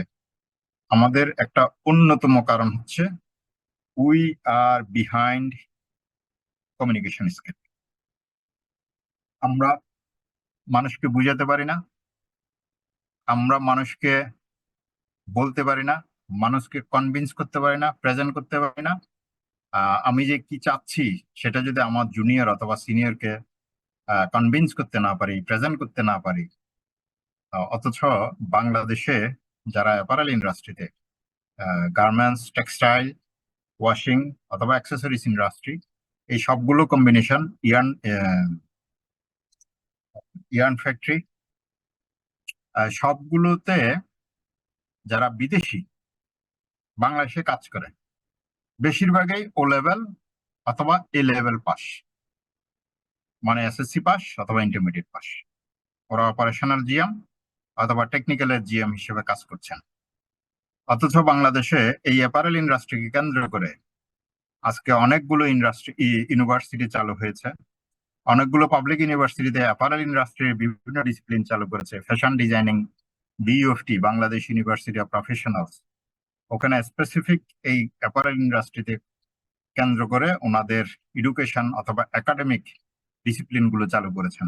সামারিয়াম নামে একটা ইউনিভার্সিটি আছে, যেখানে এটাও অনেকগুলো কারিকুলাম অথবা ডিসিপ্লিন এই অ্যাপারেল ইন্ডাস্ট্রির জন্য। বাংলাদেশে ইঞ্জিনিয়ারিং যে ইউনিভার্সিটি গুলো আছে সবগুলোতে এখন IPE, industrial production engineering, IPE discipline চালু করেছে। এটা এক সময় ছিল বুয়েট এবং শাহজালাল ইউনিভার্সিটিতে। আইপি গ্রাজুয়েট এই দুটো ইউনিভার্সিটি থেকে ওনারা কোয়ালিফাই করে গ্রাজুয়েশন অথবা মাস্টার্স করতেন। আর এখন এই আইপিই, ইন্ডাস্ট্রিয়াল প্রোডাকশন ইঞ্জিনিয়ারিং, আপনার টেক্সটাইল বুটেক্সে চালু হয়েছে, Bangladesh university of textile engineering. এটা চালু হয়েছে আহসানুল্লাহ ইউনিভার্সিটিতে, এটা চালু হয়েছে কুয়েটে, এটা চালু হয়েছে রুয়েটে, যতগুলো ইউনিভার্সিটি আছে সবগুলো ইউনিভার্সিটিতে এই অ্যাপারেল ইন্ডাস্ট্রিকে ফোকাস করে অনেকগুলো ডিসপ্লে। তো বাংলাদেশে এখন ধরুন আগে এই অ্যাপারেল ইন্ডাস্ট্রিতে এসএসসি অথবা এইচএসসি পাস অথবা ক্লাস 9-10 পাস মানুষজন প্রোডাকশন ম্যানেজমেন্টটাকে রান করতেন, সুপারভিশন করতেন, কন্টিনিউ করতেন। সে জায়গায় আমাদের দেশে, আমি বিদেশি এবং আমাদের ডিফারেন্সটা বের করবার জন্য, আইডেন্টিফাই করবার জন্য আপনাদের সাথে শেয়ার করছি। বাংলাদেশে এখন সবাই কম বেশি গ্রাজুয়েট।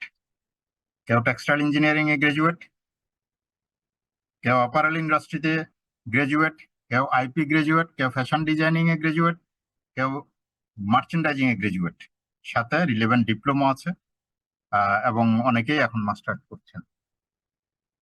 তো এত লেখাপড়া, এত লার্নেড পিপল থাকা সত্ত্বেও আমরা কেন ও লেভেল অথবা এ লেভেল পাস বিদেশিদেরকে এখানে রিক্রুট করছি, যেখানে আমাদের দেশের ছেলেরা এত লার্নেড? এটার একটা অন্যতম কারণ হচ্ছে কমিউনিকেশন স্কিল। আমরা মানুষকে কনভিন্স করতে পারি না। আমরা জড়তা, শাইনেস, নার্ভাসনেস আমার আঁকড়ায় ধরে। আমি কথা বলতে গিয়ে, আমার সিনিয়র আছেন, আমি কথা বললে উনি যদি আবার মাইন্ড করেন, আমার এই মুহূর্তে এই ভরা মিটিং, এত সিনিয়র মিটিং, এটা বলাটা ঠিক হবে কিনা, এই ভাবতে ভাবতে ওই বিদেশি ও লেভেল পাস উনি সব কথাই বলে যাচ্ছেন। কখনো বাংলা, কখনো হিন্দি, কখনো সিংহলি, কখনো চাইনিজ, ওনার মতো করে উনি কথা বলে যাচ্ছেন। এদিকে প্রিসাইডিং যিনি চেয়ারম্যান মিটিং এর, উনি সব ওনার কথা শুনছেন। হায়ারাস বাংলাদেশি ভাইয়েরা, যিনি আইপি গ্রাজুয়েট, টেক্সটাইল ইঞ্জিনিয়ার, উনি চুপ হয়ে আছেন। তো এখন মিটিং শেষ হওয়ার পরে যদি কোনো অ্যাসাইনমেন্ট অথবা প্রোগ্রাম ঠিক হয়, মিটিং এর যিনি প্রিসাইডিং, ওই মিটিং এ যিনি সভাপতিত্ব করছেন, উনি দায়িত্বটা সাধারণত, যিনি কথা বলছেন, আমাকে চেয়ারম্যানকে কনভিন্স করছেন, ওই মিটিং এর দায়িত্বটা ওনার কাছেই চলে যায়, ওই বিদেশি লোকের কাছেই চলে যায়। আমার দেশের এই গ্রাজুয়েট, মাস্টার্স করা আর রিলেভেন্ট সাবজেক্ট ম্যাটারে ওনার কাছে দায়িত্বগুলো যায় না। সুতরাং কমিউনিকেশন স্কিল এটা সবার জন্য প্রয়োজন।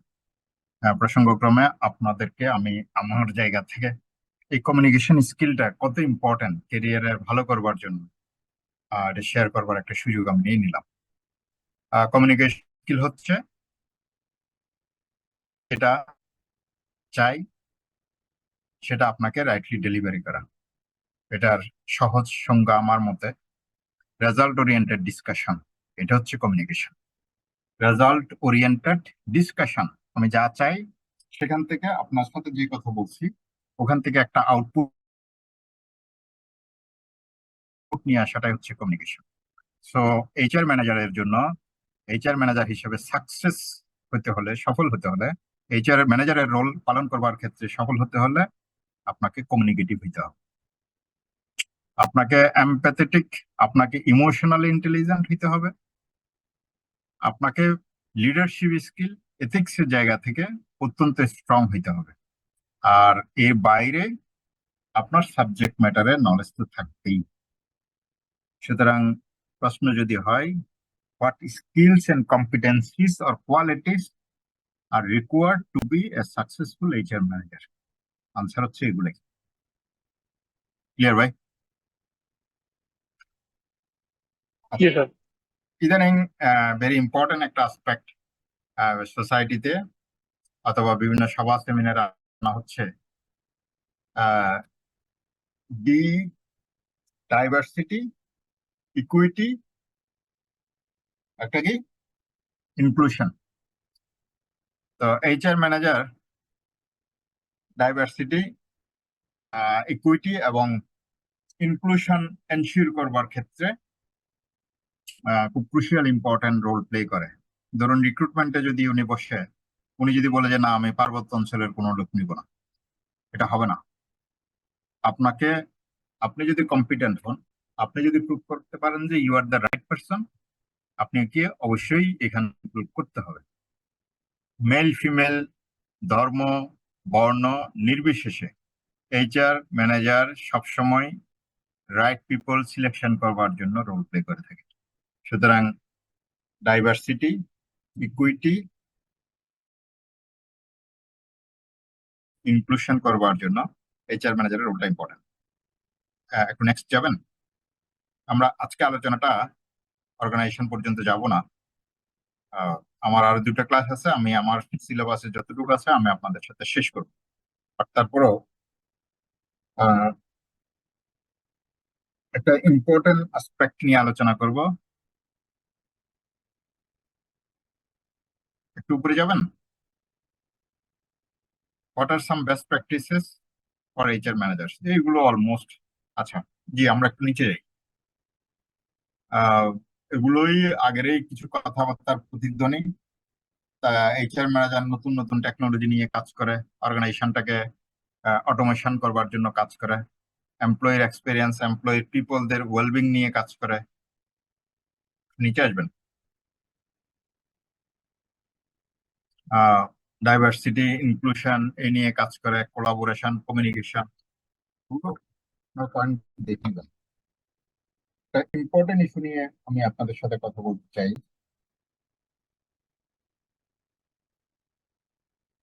এইচআর ম্যানেজারের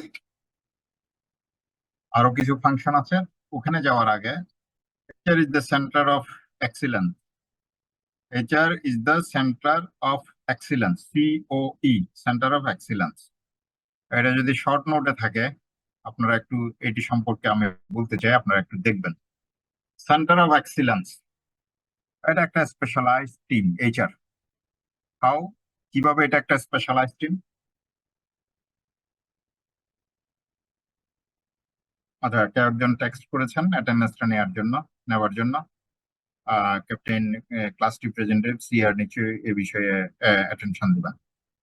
centre of excellence how, HR centre of excellence, কারণ অর্গানাইজেশনে যত রকম পলিসি আছে, অর্গানাইজেশনে যত রকম বেস্ট প্র্যাকটিস আছে, তার নিজস্ব কিছু টুলস, টেকনিক্স অথবা অর্গানাইজেশনের টপ ম্যানেজমেন্টের গাইডলাইন অনুযায়ী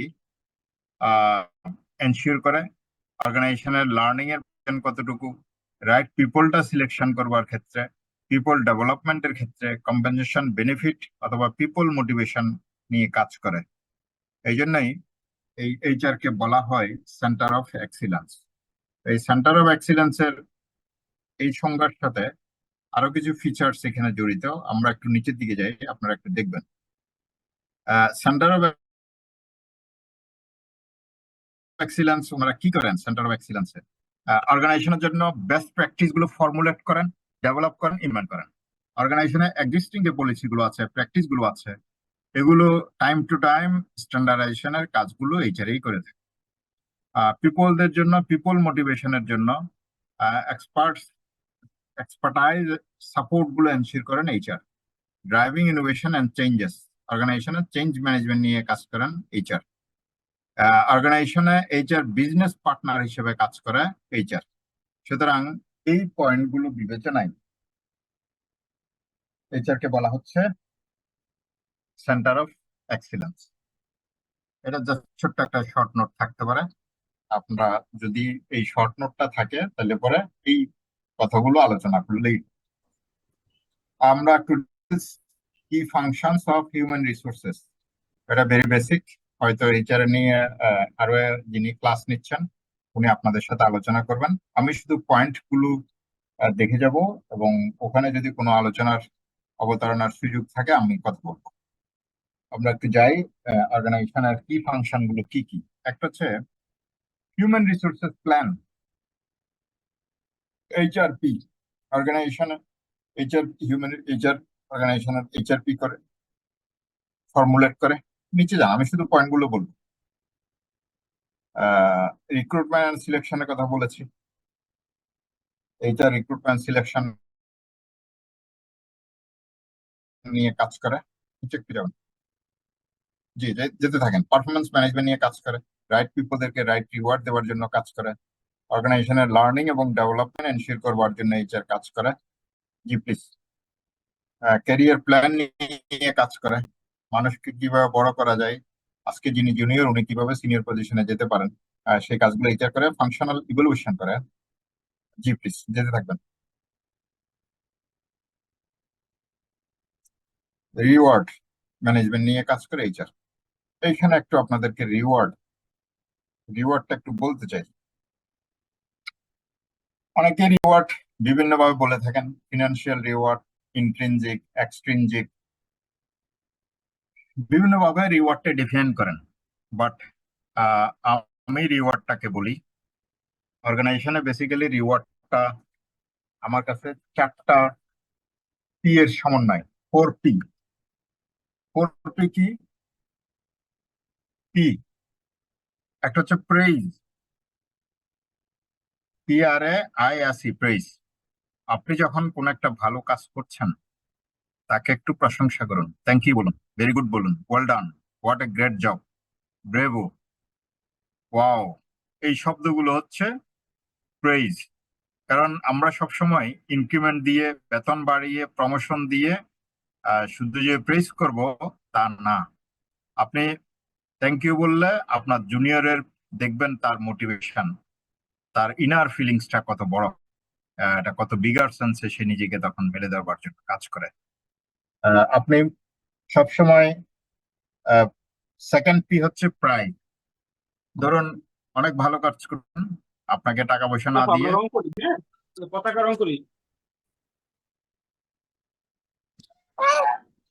জি আমি প্রায় 4টা পির কথা বলছিলাম। রিওয়ার্ড, রিওয়ার্ড ম্যানেজমেন্ট, এটা এইচআর কাজ করে। তো রিওয়ার্ডের পরবর্তী পিটা হচ্ছে প্রাইস।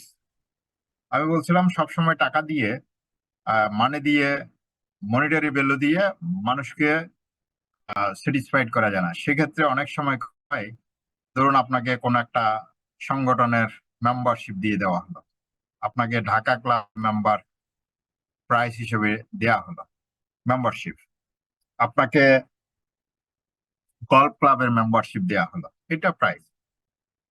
আরেকটা পি হচ্ছে প্রমোশন। এটা আপনারা সবাই জানেন, ভালো কাজের জন্য রিকগনিশন হিসেবে প্রাইস, প্রমোশন দিতে পারেন। আর সবচেয়ে ইম্পর্টেন্ট হচ্ছে, যেটার জন্য আমরা সবসময় অধীর আগ্রহে অপেক্ষা করি, পে, বেতন, বেতন বাড়িয়ে দেওয়া। সুতরাং রিওয়ার্ড এইচআর এর অনেকের ভাষায় অনেক রকম, ইন্ট্রিনজিক, এক্সট্রিনজিক, এত ভাগ না করে আমি সহজ ভাষায় আমি 4টা পি কেই রিওয়ার্ড হিসেবে ট্রিট করি। প্রথম পি হচ্ছে পে, বেতন বাড়ানো, ইনক্রিমেন্ট দেওয়া, স্যালারি এনহ্যান্স করা। সেকেন্ড পি হচ্ছে প্রমোশনাল, আপনাকে প্রমোট করা নেক্সট ডেজিগনেশনে, আপার ডেজিগনেশনে আপনার জব রোল বাড়িয়ে দেওয়া, সেটা হইতে পারে। এটা হচ্ছে প্রাইজ, আপনাকে কোন সোসাইটির মেম্বারশিপ রিওয়ার্ড করা। এরপর হচ্ছে প্রেইজ, যেটা খুব সহজ, যেটার মাধ্যমে আপনার অর্গানাইজেশনে একটা গুড কালচার প্রিভেল করে। পিপলদেরকে ভালো কাজের জন্য থ্যাংক ইউ বলা, অ্যাপ্রিসিয়েট করা, গ্রেট বলা, what a great job, bravo, thank you, wonderful, excellent. এই শব্দগুলোই পিপলদের, টিম মেম্বারদেরকে মোটিভেশনকে অনেক দূর এগিয়ে নিয়ে যায়। এখানে রিওয়ার্ড ম্যানেজমেন্টের অথবা রিওয়ার্ড পলিসি ফর্মুলেট করবার জন্য অনেকগুলো কথাবার্তা থাকে।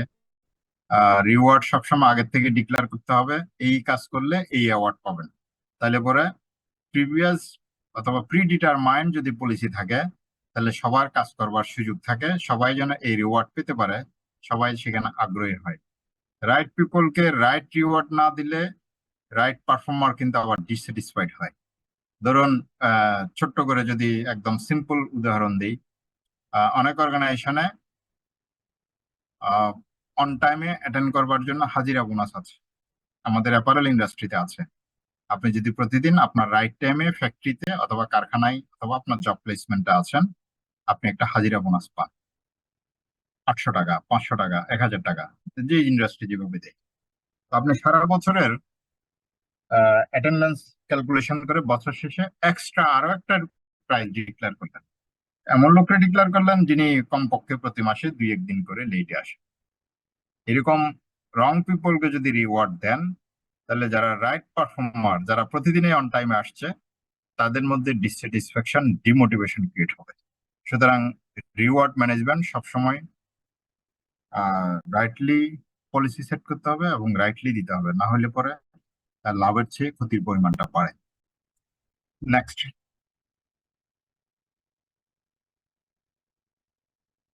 জি প্লিজ নেক্সট। এইচআর রিলেশন অর্গানাইজেশনে গুড কালচার, ইন্ডাস্ট্রি ম্যানেজমেন্ট এবং আইআর এর পার্টটাতে একটু কথা বলতে চাই।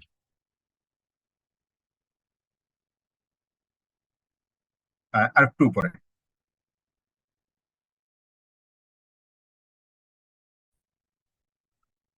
ইন্ডাস্ট্রিয়াল রিলেশনস,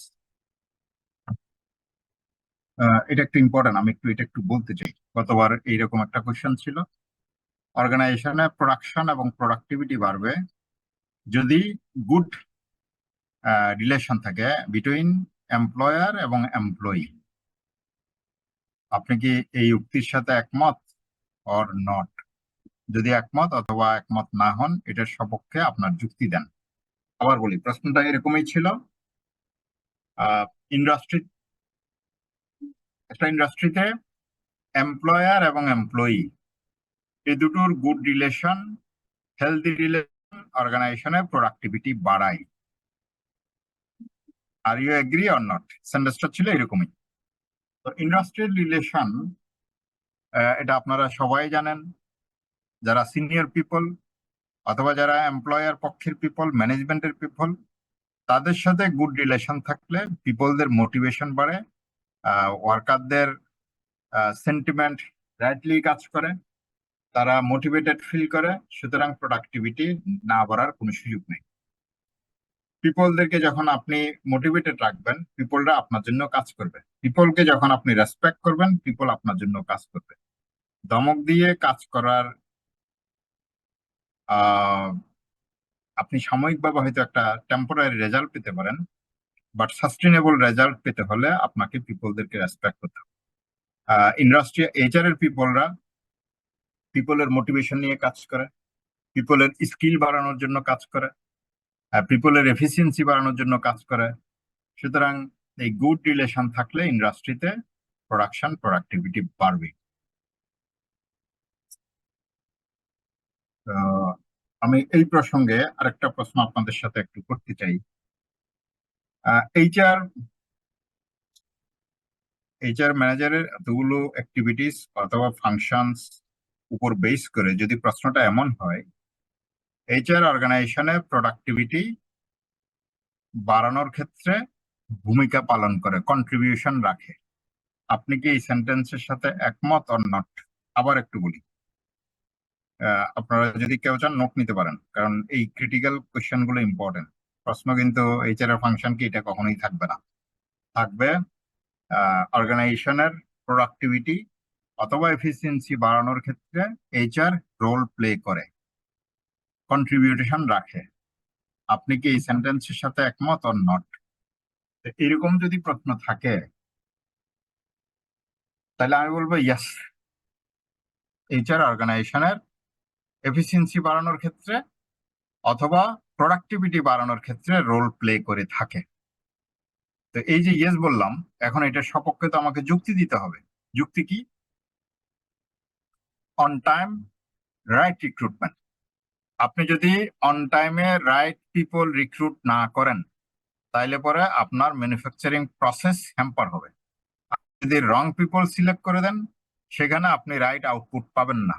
সুতরাং রাইট পিপল রিক্রুটমেন্টের ক্ষেত্রে এইচআর রোল প্লে করে থাকে। আর রাইট পিপল যদি রিক্রুট হয়, আপনার এফিসিয়েন্সি, আপনার প্রোডাক্টিভিটি বাড়বে। ভাইরাস যদি রং রিক্রুটমেন্ট হয়, অর্গানাইজেশনের প্রোডাক্টিভিটি অথবা প্রোডাকশন ডাউনগ্রেডেড হবে, নিম্নমুখী হবে। ঊর্ধ্বমুখী তো হবেই না, নিম্নমুখী হবে। সুতরাং এই যুক্তি থেকে বুঝতে পারেন অর্গানাইজেশনে এইচআর এর প্রোডাক্টিভিটি বাড়ার ক্ষেত্রে রোল প্লে আছে। কিভাবে? একটা হচ্ছে রাইট রিক্রুটমেন্ট, পরে হচ্ছে পিপলের মোটিভেশন।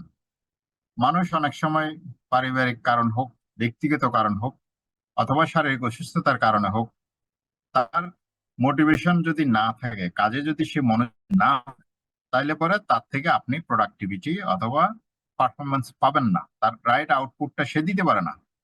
সেই ক্ষেত্রে এইচআর কি করে? কাউন্সিলিং করে, মেন্টরিং করে, অনেক সময় কোচিং করে। তার মানে কি? কাউন্সিলিং এর মাধ্যমে একজন পিপলের এফিসিয়েন্সি বাড়ে, মোটিভেশন বাড়ে। মোটিভেটেড হলে পিপল অর্গানাইজেশনের জন্য কাজ করে। ছোট্ট একটা উদাহরণ দিয়ে যাই, যেটা আমার এক্সপিরিয়েন্স। আমি যখন ইয়ামানে কাজ করি, একজন সবচেয়ে বেশি দক্ষ অপারেটর, তার ওখানে এসে সব প্রোডাকশন বটল নেক হয়ে যায়। বটল নেক হচ্ছে কারণ গার্মেন্টস ইন্ডাস্ট্রিতে প্রত্যেক অপারেটর এক একজন এক একটা বডি, একটা প্রোডাক্টের অথবা একটা শার্টের অথবা একটা গেঞ্জির বিভিন্ন পার্ট সেলাই করে। ধরুন কেউ স্লিভ সেলাই করে, কেউ বডির ফ্রন্ট পার্ট সেলাই করে, কেউ কলার জয়েন করে, কেউ ব্যাক পার্ট সেলাই করে। প্রত্যেকটা পার্টের সমন্বয়ে একটা ফিনিশ প্রোডাক্ট রেডি হয়। তো আমি স্লিভ সেলাই করে আমার পরবর্তী টেবিলে পাস করছি, বাট পরবর্তী টেবিল থেকে যদি এরপরের টেবিলে না যায়, ওই প্রোডাক্টটা এখানে এসে হয়ে যায়। এরকমই একটা ঘটনা, ওই সিনিয়র অপারেটরের কাছে গিয়ে সব প্রোডাকশন জমে যাচ্ছে, তার থেকে পিছনের দিকে প্রোডাকশন বের হয়ে যাচ্ছে না, পাস হচ্ছে না। তো এইখানে বটলনেক ক্রিয়েট হচ্ছে। ওখানকার সুপারভাইজার যিনি ওই লাইনের, উনি এই অপারেটরের সাথে অনেকক্ষণ কথা বলছেন, তাকে মোটিভেট করার চেষ্টা করছেন, কিন্তু কাজ হয় না। সে তার মতো করে গোসলোতে প্রোডাকশন দিচ্ছে। পরে পাঠিয়ে দেওয়া হলো পার্সোনাল ডিপার্টমেন্টে, কাউন্সিলরের কাছে। আমি গেলাম, সাথে কাউন্সিলর গেল। অনেকক্ষণ কথা বলার পরে একটা আলাদা কনফারেন্স রুমে অপারেটর কেঁদে দিল। কেন কানলো? তার কষ্টের জায়গা হচ্ছে আজকে সে অসুস্থ, জ্বর, তার বাবা মা আসছে বরিশাল থেকে, তার ঘরে যে বাচ্চা আছে বাচ্চার জ্বর। আমরা প্রশ্ন করলাম, তাহলে আপনি এখানে আসছেন কেন? আজকে তো বাসায় থাকতে পারতেন, ছুটি নিতে পারতেন। তো বাসা থেকে কি করব, আমার তো চাল নাই, আমার খাবার নাই, এখানে থাকলে অন্তত আমি ডাক্তার দেখাতে পারবো, দুপুরে ভালো খেতে পারবো, যেহেতু এখানে দুপুরে ডাইনিং ফ্যাসিলিটি আছে, এখানে পিওর ড্রিঙ্কিং ওয়াটার সাপ্লাই করা হয়। তো সে ভালো থাকার জন্য এখানে আসছে, কিন্তু সে তো আর আউটপুট দিচ্ছে না। তখন তাকে আমরা IOU অ্যাডভান্স টাকা নিয়ে তাকে দিলাম, মাইক্রো করে তার বাসায় পাঠালাম। তুমি যাও, আমাদের মেডিকেল সেন্টার থেকে ডাক্তারের সাথে একজন নার্স দিয়ে দিলাম, সে তার বাবা মার ট্রিটমেন্ট করলো, বাচ্চার ট্রিটমেন্ট করে বেসিক মেডিসিন দিয়ে ডাক্তার চলে আসলো, সে কিছু বাজার করে দিয়ে আসলো। এখন সে ধরুন 11টার দিকে যখন আবার ব্যাক করছে অফিসে, ফ্যাক্টরিতে, সে ফুরফুরো, তার এখানে এখন আর বটলনেক নাই। তাহলে কি হলো? HR পিপল কাউন্সিলিং এর মাধ্যমে, রাইট অ্যাড্রেসের মাধ্যমে একজন ওয়ার্কারের অথবা একজন এমপ্লয়ির, একজন মানুষের ভিতরের যে ইস্যুগুলো, ইনার যে ফিলিংস, এগুলো অ্যাড্রেস করে এবং তার মোটিভেশনটাকে এনশিওর করে। এই মোটিভেটেড ওয়ার্কার, তার এখন আর টেবিলের মধ্যে কোনো বটলনেক নাই, প্রোডাকশন এখন আর জমা নাই, পিছনের দিকে পাস হয়ে যাচ্ছে। সুতরাং রাইট প্রোডাকশন অথবা প্রোডাক্টিভিটি এনশিওর করবার জন্য পিপলদের যে মোটিভেশনের প্রয়োজন হয়, কাউন্সিলিং এর প্রয়োজন হয়, ডিসকাশনের প্রয়োজন হয়, সেটা HR এনশিওর করে। তার মানে রাইট অথবা প্রোডাকশন বাড়ার ক্ষেত্রে HR এর রোল আছে এখানে, মোটিভেশনের মাধ্যমে, কাউন্সিলিং এর মাধ্যমে। এরপর HR কি করে? ধরুন আপনার স্কিল গ্যাপ আছে, স্কিল গ্যাপ থাকলে HR ওখানে ট্রেনিং এর অ্যারেঞ্জমেন্ট করে। তো ট্রেনিং দিলে স্বভাবতই তার লার্নিং বাড়ে, তার থেকে আউটপুট বেড়ে যায়, যে জিনিসটা গ্যাপ ছিল সেটা ফিল আপ হয়ে যায়। সুতরাং পিপলদের ট্রেনিং এর কাজটা HR ট্রেনিং করবার মাধ্যমে তার এফিসিয়েন্সি বাড়িয়ে দেয়। এই ট্রেনিংটা বিভিন্ন ভাবে হতে পারে, অন দ্য জব ট্রেনিং হতে পারে, অফ দ্য জব ট্রেনিং হতে পারে, আপ স্কিলিং হতে পারে, রিস্কিলিং হতে পারে। বিভিন্নভাবে ট্রেনিং করে HR পিপলদেরকে আউটপুট বাড়ানোর ক্ষেত্রে সহযোগিতা করে। কয়টা কথা বললাম?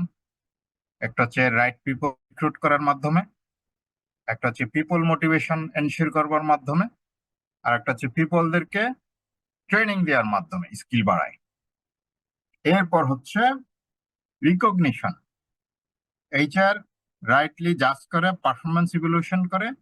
একজন পিপলকে রাইটলি যদি রিকগনাইজ করে, তার প্রমোশনটা অন টাইমে হয়, তার রাইট ইনক্রিমেন্টটা যদি হয়, তাইলে পরে এই পিপলদের আউটপুট বেশি হবে না কম হবে? নিশ্চয়ই বেশি হবে। সুতরাং পিপলদেরকে রাইট রিওয়ার্ডের মাধ্যমে HR প্রোডাক্টিভিটি এনশিওর করবার ক্ষেত্রে ভূমিকা পালন করে। আপনাকে ক্লিয়ার? HR পিপলদেরকে HR কিভাবে প্রোডাক্টিভিটি এনশিওর করবার ক্ষেত্রে রোল প্লে করে? এই প্রশ্নটা থাকলে কি আনসার করা যাবে? জি sir. Thank you very much. HR এর ফাংশন কিন্তু আসবে না, আসবে এরকম কোয়েশ্চেন। HR অর্গানাইজেশনে প্রোডাক্টিভিটি বাড়ানোর ক্ষেত্রে রোল প্লে করে দেয়, are you agree or not? অথবা রং পিপল সিলেকশনের মাধ্যমে অর্গানাইজেশনের লাইবিলিটি ক্রিয়েট হয়, are you agree or not. Question একটু ঘুরেই থাকবে, প্রফেশনাল একদম, সহজ কোয়েশ্চেন থাকবে না, এছাড়া ফাংশন কি এগুলো থাকবে না। আমরা একটু নিচের দিকে যাই। হেলথ অ্যান্ড সেফটি নিয়ে কাজ করে এইচআর, পার্সোনাল ওয়েলবিং নিয়ে পিপলদের ভালোর কাজগুলো এইচআর এনশিওর করে, পিপলরা কিভাবে একটু ভালো থাকবে, মোটিভেটেড থাকবে। কিছু অ্যাডমিনিস্ট্রেটিভ রোল আছে এইচআর এর, ধরুন তাদের পার্সোনাল ফাইল, তাদের লিভ রেকর্ড ম্যানেজমেন্ট, তাদের সিকনেস রেকর্ড, এই সবগুলো, এগুলো হচ্ছে অনেকটা অ্যাডমিনিস্ট্রেটিভ নেচারের, বাট এগুলো এইচআর ফাংশন, পিপলদের ফাংশন, পিপল নিয়েই ফাংশন। আমরা আরেকটা ছোট্ট টপিক দেখে আজকে আলোচনাটা শেষ করে দিব, বাকি ডিসকাশন আরো সিলেবাসে আছে, আমার পার্টে যতটুকু আছে আমি বাকি দুইটা ক্লাসে শেষ করে নেব। এইচআর আইসবার্গ, ওয়ার্ল্ড ওয়াইড যখন আমি এই অ্যানালাইসিসটা দেখি তখন মনে হইলো শুধু বাংলাদেশে এইচআর কে মানুষ করে না, একটু খাটো চোখে দেখে না। ওয়ার্ল্ডের অনেক অর্গানাইজেশন, অনেক দেশেও মনে হয় এইচআর কে এইভাবেই খাটো করে দেখে। কিভাবে? পিপলরা মনে করে শুধুমাত্র এইচআর রিক্রুট করে আর ফায়ার করে আর মাস শেষে বেতন দেয়। না না ভাই, শুধু এইচআর এটা করে না, এইচআর অনেকগুলো অ্যাক্টিভিটিস করে। তো এই অ্যাক্টিভিটিস এর মধ্যে আইসবার্গ এই শব্দটা দিয়ে, this is self explanatory word. বরফের নিচে অনেক কিছু থাকে, আমরা দেখতে পারি না, এটা হিডেন থাকে, লুকায়িত অবস্থায় থাকে, বাট বরফের উপরে যে অংশটা থাকে শুধুমাত্র আমরা ওটাই দেখি। এটাই এই আইসবার্গ থিওরি অথবা আইসবার্গ মডেল। একটু যদি নিচে যাই, যারা গ্রামে গঞ্জে দেখেছেন, আমরা মূলা চাষ করি অনেকে, মূলার একটা অংশ মাত্র নিচে থাকে, এই উপরে থাকে, বাকি অংশটা নিচে থাকে, যেটা দেখা যায় না, বরফের নিচে থাকে। ওই অংশটা হচ্ছে হিডেন, ইনভিজিবল, আর উপরের অংশটা হচ্ছে ভিজিবল। এছাড়া আইসবার্গের এই যে এতক্ষণ আমরা অনেকগুলো অ্যাক্টিভিটিস এটা নিয়ে আলোচনা করেছি, what HR does, what people see, মানুষ কি দেখে? মানুষ দেখে কি এই পিপল রিক্রুট করে এবং তাদেরকে বাদ দিয়ে দেয়। তাদের কিছু অ্যাডমিনিস্ট্রেটিভ জব আছে এমপ্লয়ি রিলেটেড, যেমন বেতন দেয়া, তাদের লিভ রেকর্ড মেনটেন করা, তাদের ছুটি ছাটা, একটু অ্যাডভান্স লিভ দেওয়া, এগুলো হচ্ছে এইচআর কাজ। বাট এইচআর আরো কি করে দেখেন? এইচআর পারফরমেন্স ইভ্যালুয়েশন করে, রিওয়ার্ড দেয়, বিভিন্ন ডাটা রেকর্ড ম্যানেজমেন্ট করে, সাকসেশন প্ল্যান করে, পিপলদের পারফরমেন্স ইভ্যালুয়েশন করে, বিভিন্ন ধরনের অর্গানাইজেশনের পিপল ডেভেলপমেন্ট রিলেটেড পলিসি করে, অর্গানাইজেশনের কালচারাল ইস্যুগুলো নিয়ে কাজ করে, এইচআর টেকনোলজি নিয়ে কাজ করে ইমপ্লিমেন্টেশনের জন্য, এইচআর অর্গানাইজেশনের বোর্ড ডিরেক্টরস অথবা টপ ম্যানেজমেন্টের যে এজেন্ডা গুলো আছে সেগুলো বাস্তবায়ন করবার জন্য কাজ করে। সুতরাং আমরা তো দেখলাম উপরের একটা ছোট্ট অংশ, রিক্রুটমেন্ট, হায়ারিং এবং এমপ্লয়ি অ্যাডমিনিস্ট্রেটিভ অ্যাক্টিভিটিস, বাট এই যে আদার্স যে অ্যাক্টিভিটিস গুলো আছে যেটা সহজে দৃশ্যমান হয় না, সেই বিষয়গুলোকে এই আইসবার্গ মডেলের মাধ্যমে এক্সপ্লেন করা হয়। ক্লিয়ার ভাই, হোয়াট ইজ এইচআর আইসবার্গ? জি স্যার। ওকে, আমরা একটু নিচে যাই, আজকে আর আলোচনা আগাবো না। আমরা অর্গানাইজেশন এবং আমার কারিকুলামের আরো যে অংশগুলো আছে আমরা সেগুলো নেক্সট আরো দুটো ক্লাস আছে, আগামী রোববার একটা ক্লাস থাকবে ইনশাল্লাহ, এরপরের রোববার আমরা আমার অংশের মধ্যে যে তিনটা কোর চ্যাপ্টার আছে, একটা ছিল এমপ্লয়ি সেপারেশন, ওই পার্টটা আমরা গত ক্লাসে পুরোটাই কমপ্লিট করেছি, আর বাকি যাগুলো পয়েন্ট গুলো আছে আমরা বাকি দুটো ক্লাসে শেষ করি। তো আজকে আপনাদের পরেগুলো যদি একটু বলেন আমরা আলোচনা করব, otherwise will go for conclusion.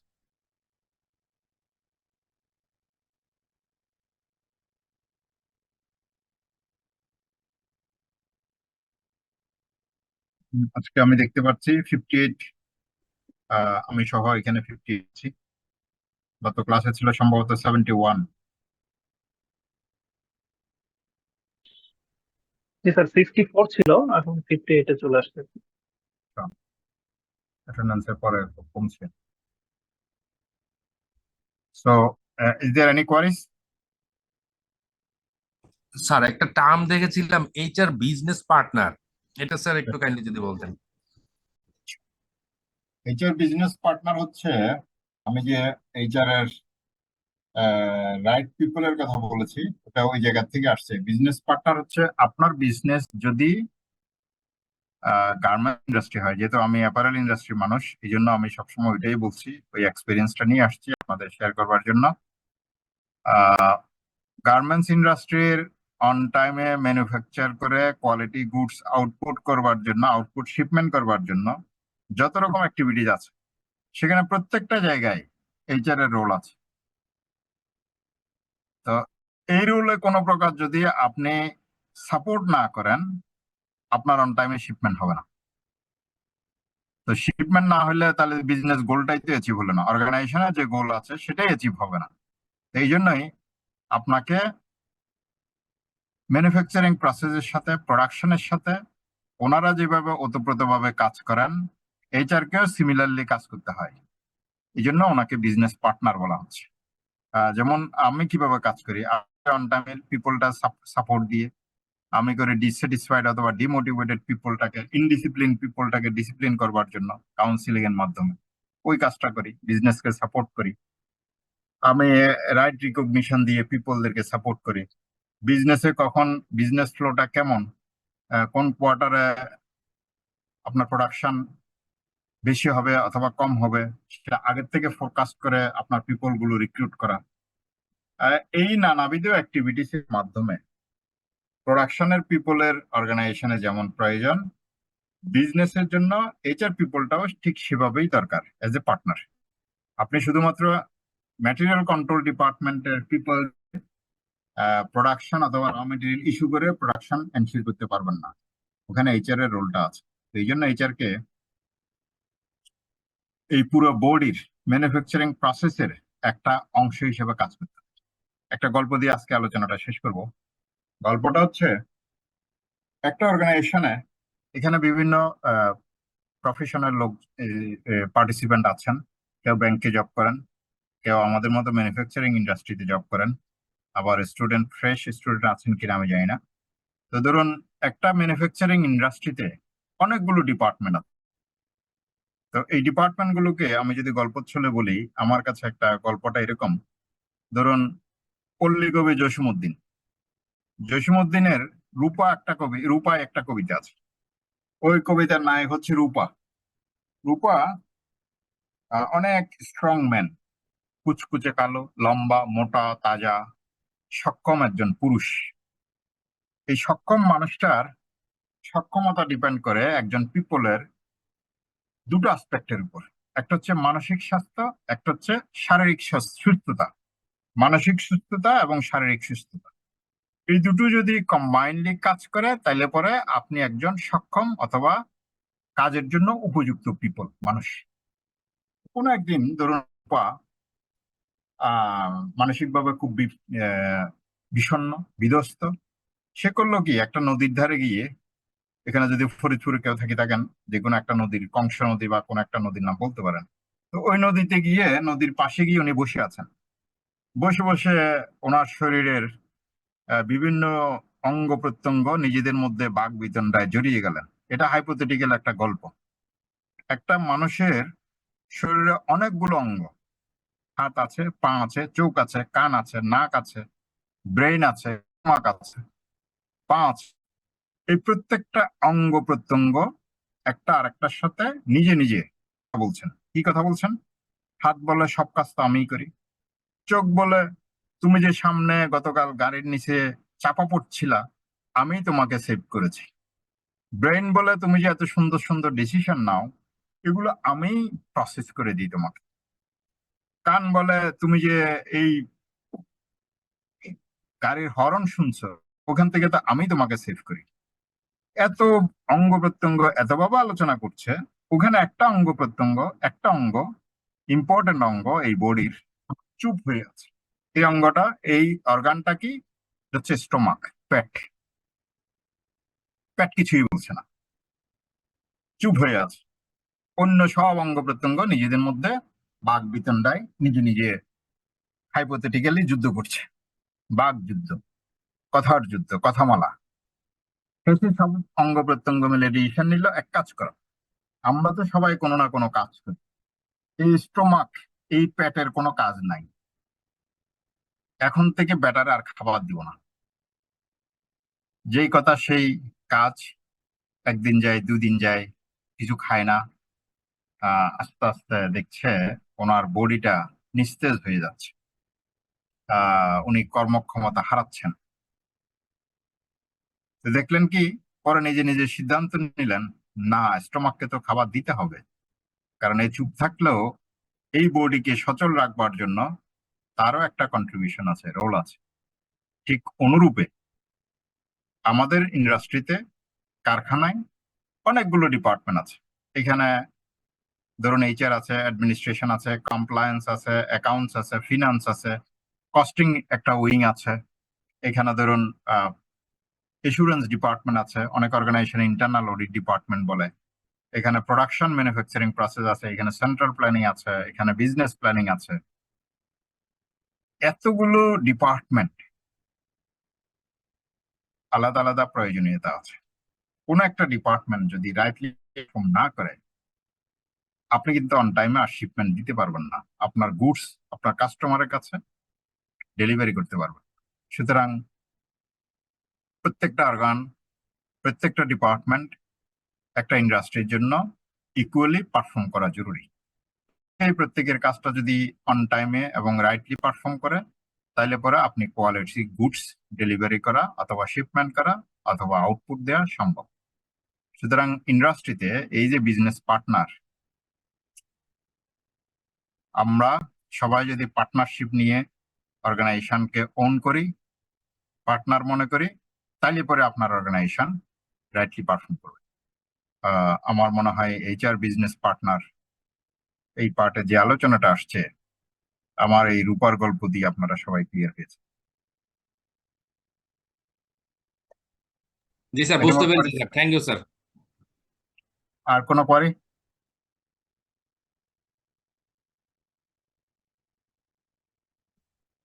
So আজকের আলোচনা আমরা এখানে শেষ করতে চাই। আমরা নেক্সট আর দুটো ক্লাসে, ছোট্ট একটা অংশ, 4টা ক্লাসে আমি করব। তারপরে যদি আপনাদের হাতেও সিলেবাস আছে, আমরা শেষ আবার রিভিউ করব, যদি কোনো রিক্যাপ করব, কোনো যদি ইস্যু বাকি থাকে সেটা আলোচনা করব। তো আজকের আলোচনাটা আমরা এখানে শেষ করছি। So thank you much for your participation, for your patience hearing. Thank you sir. Thank you Thank you, sir, Assalamualaikum. for a good presentation. And Yeah, thank you very much. Assalamualaikum. sounds.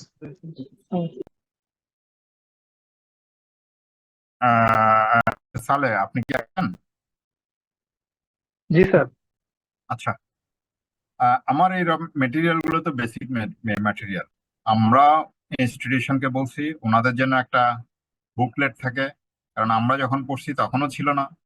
এই বই ওই বই সব পড়ে অথবা class lecture দেখে আমরা চেষ্টা করছি এই ধরনের পরীক্ষা ওভারকাম করবার জন্য। এই ম্যাটেরিয়াল গুলো সবাইকে শেয়ার করে দিবেন।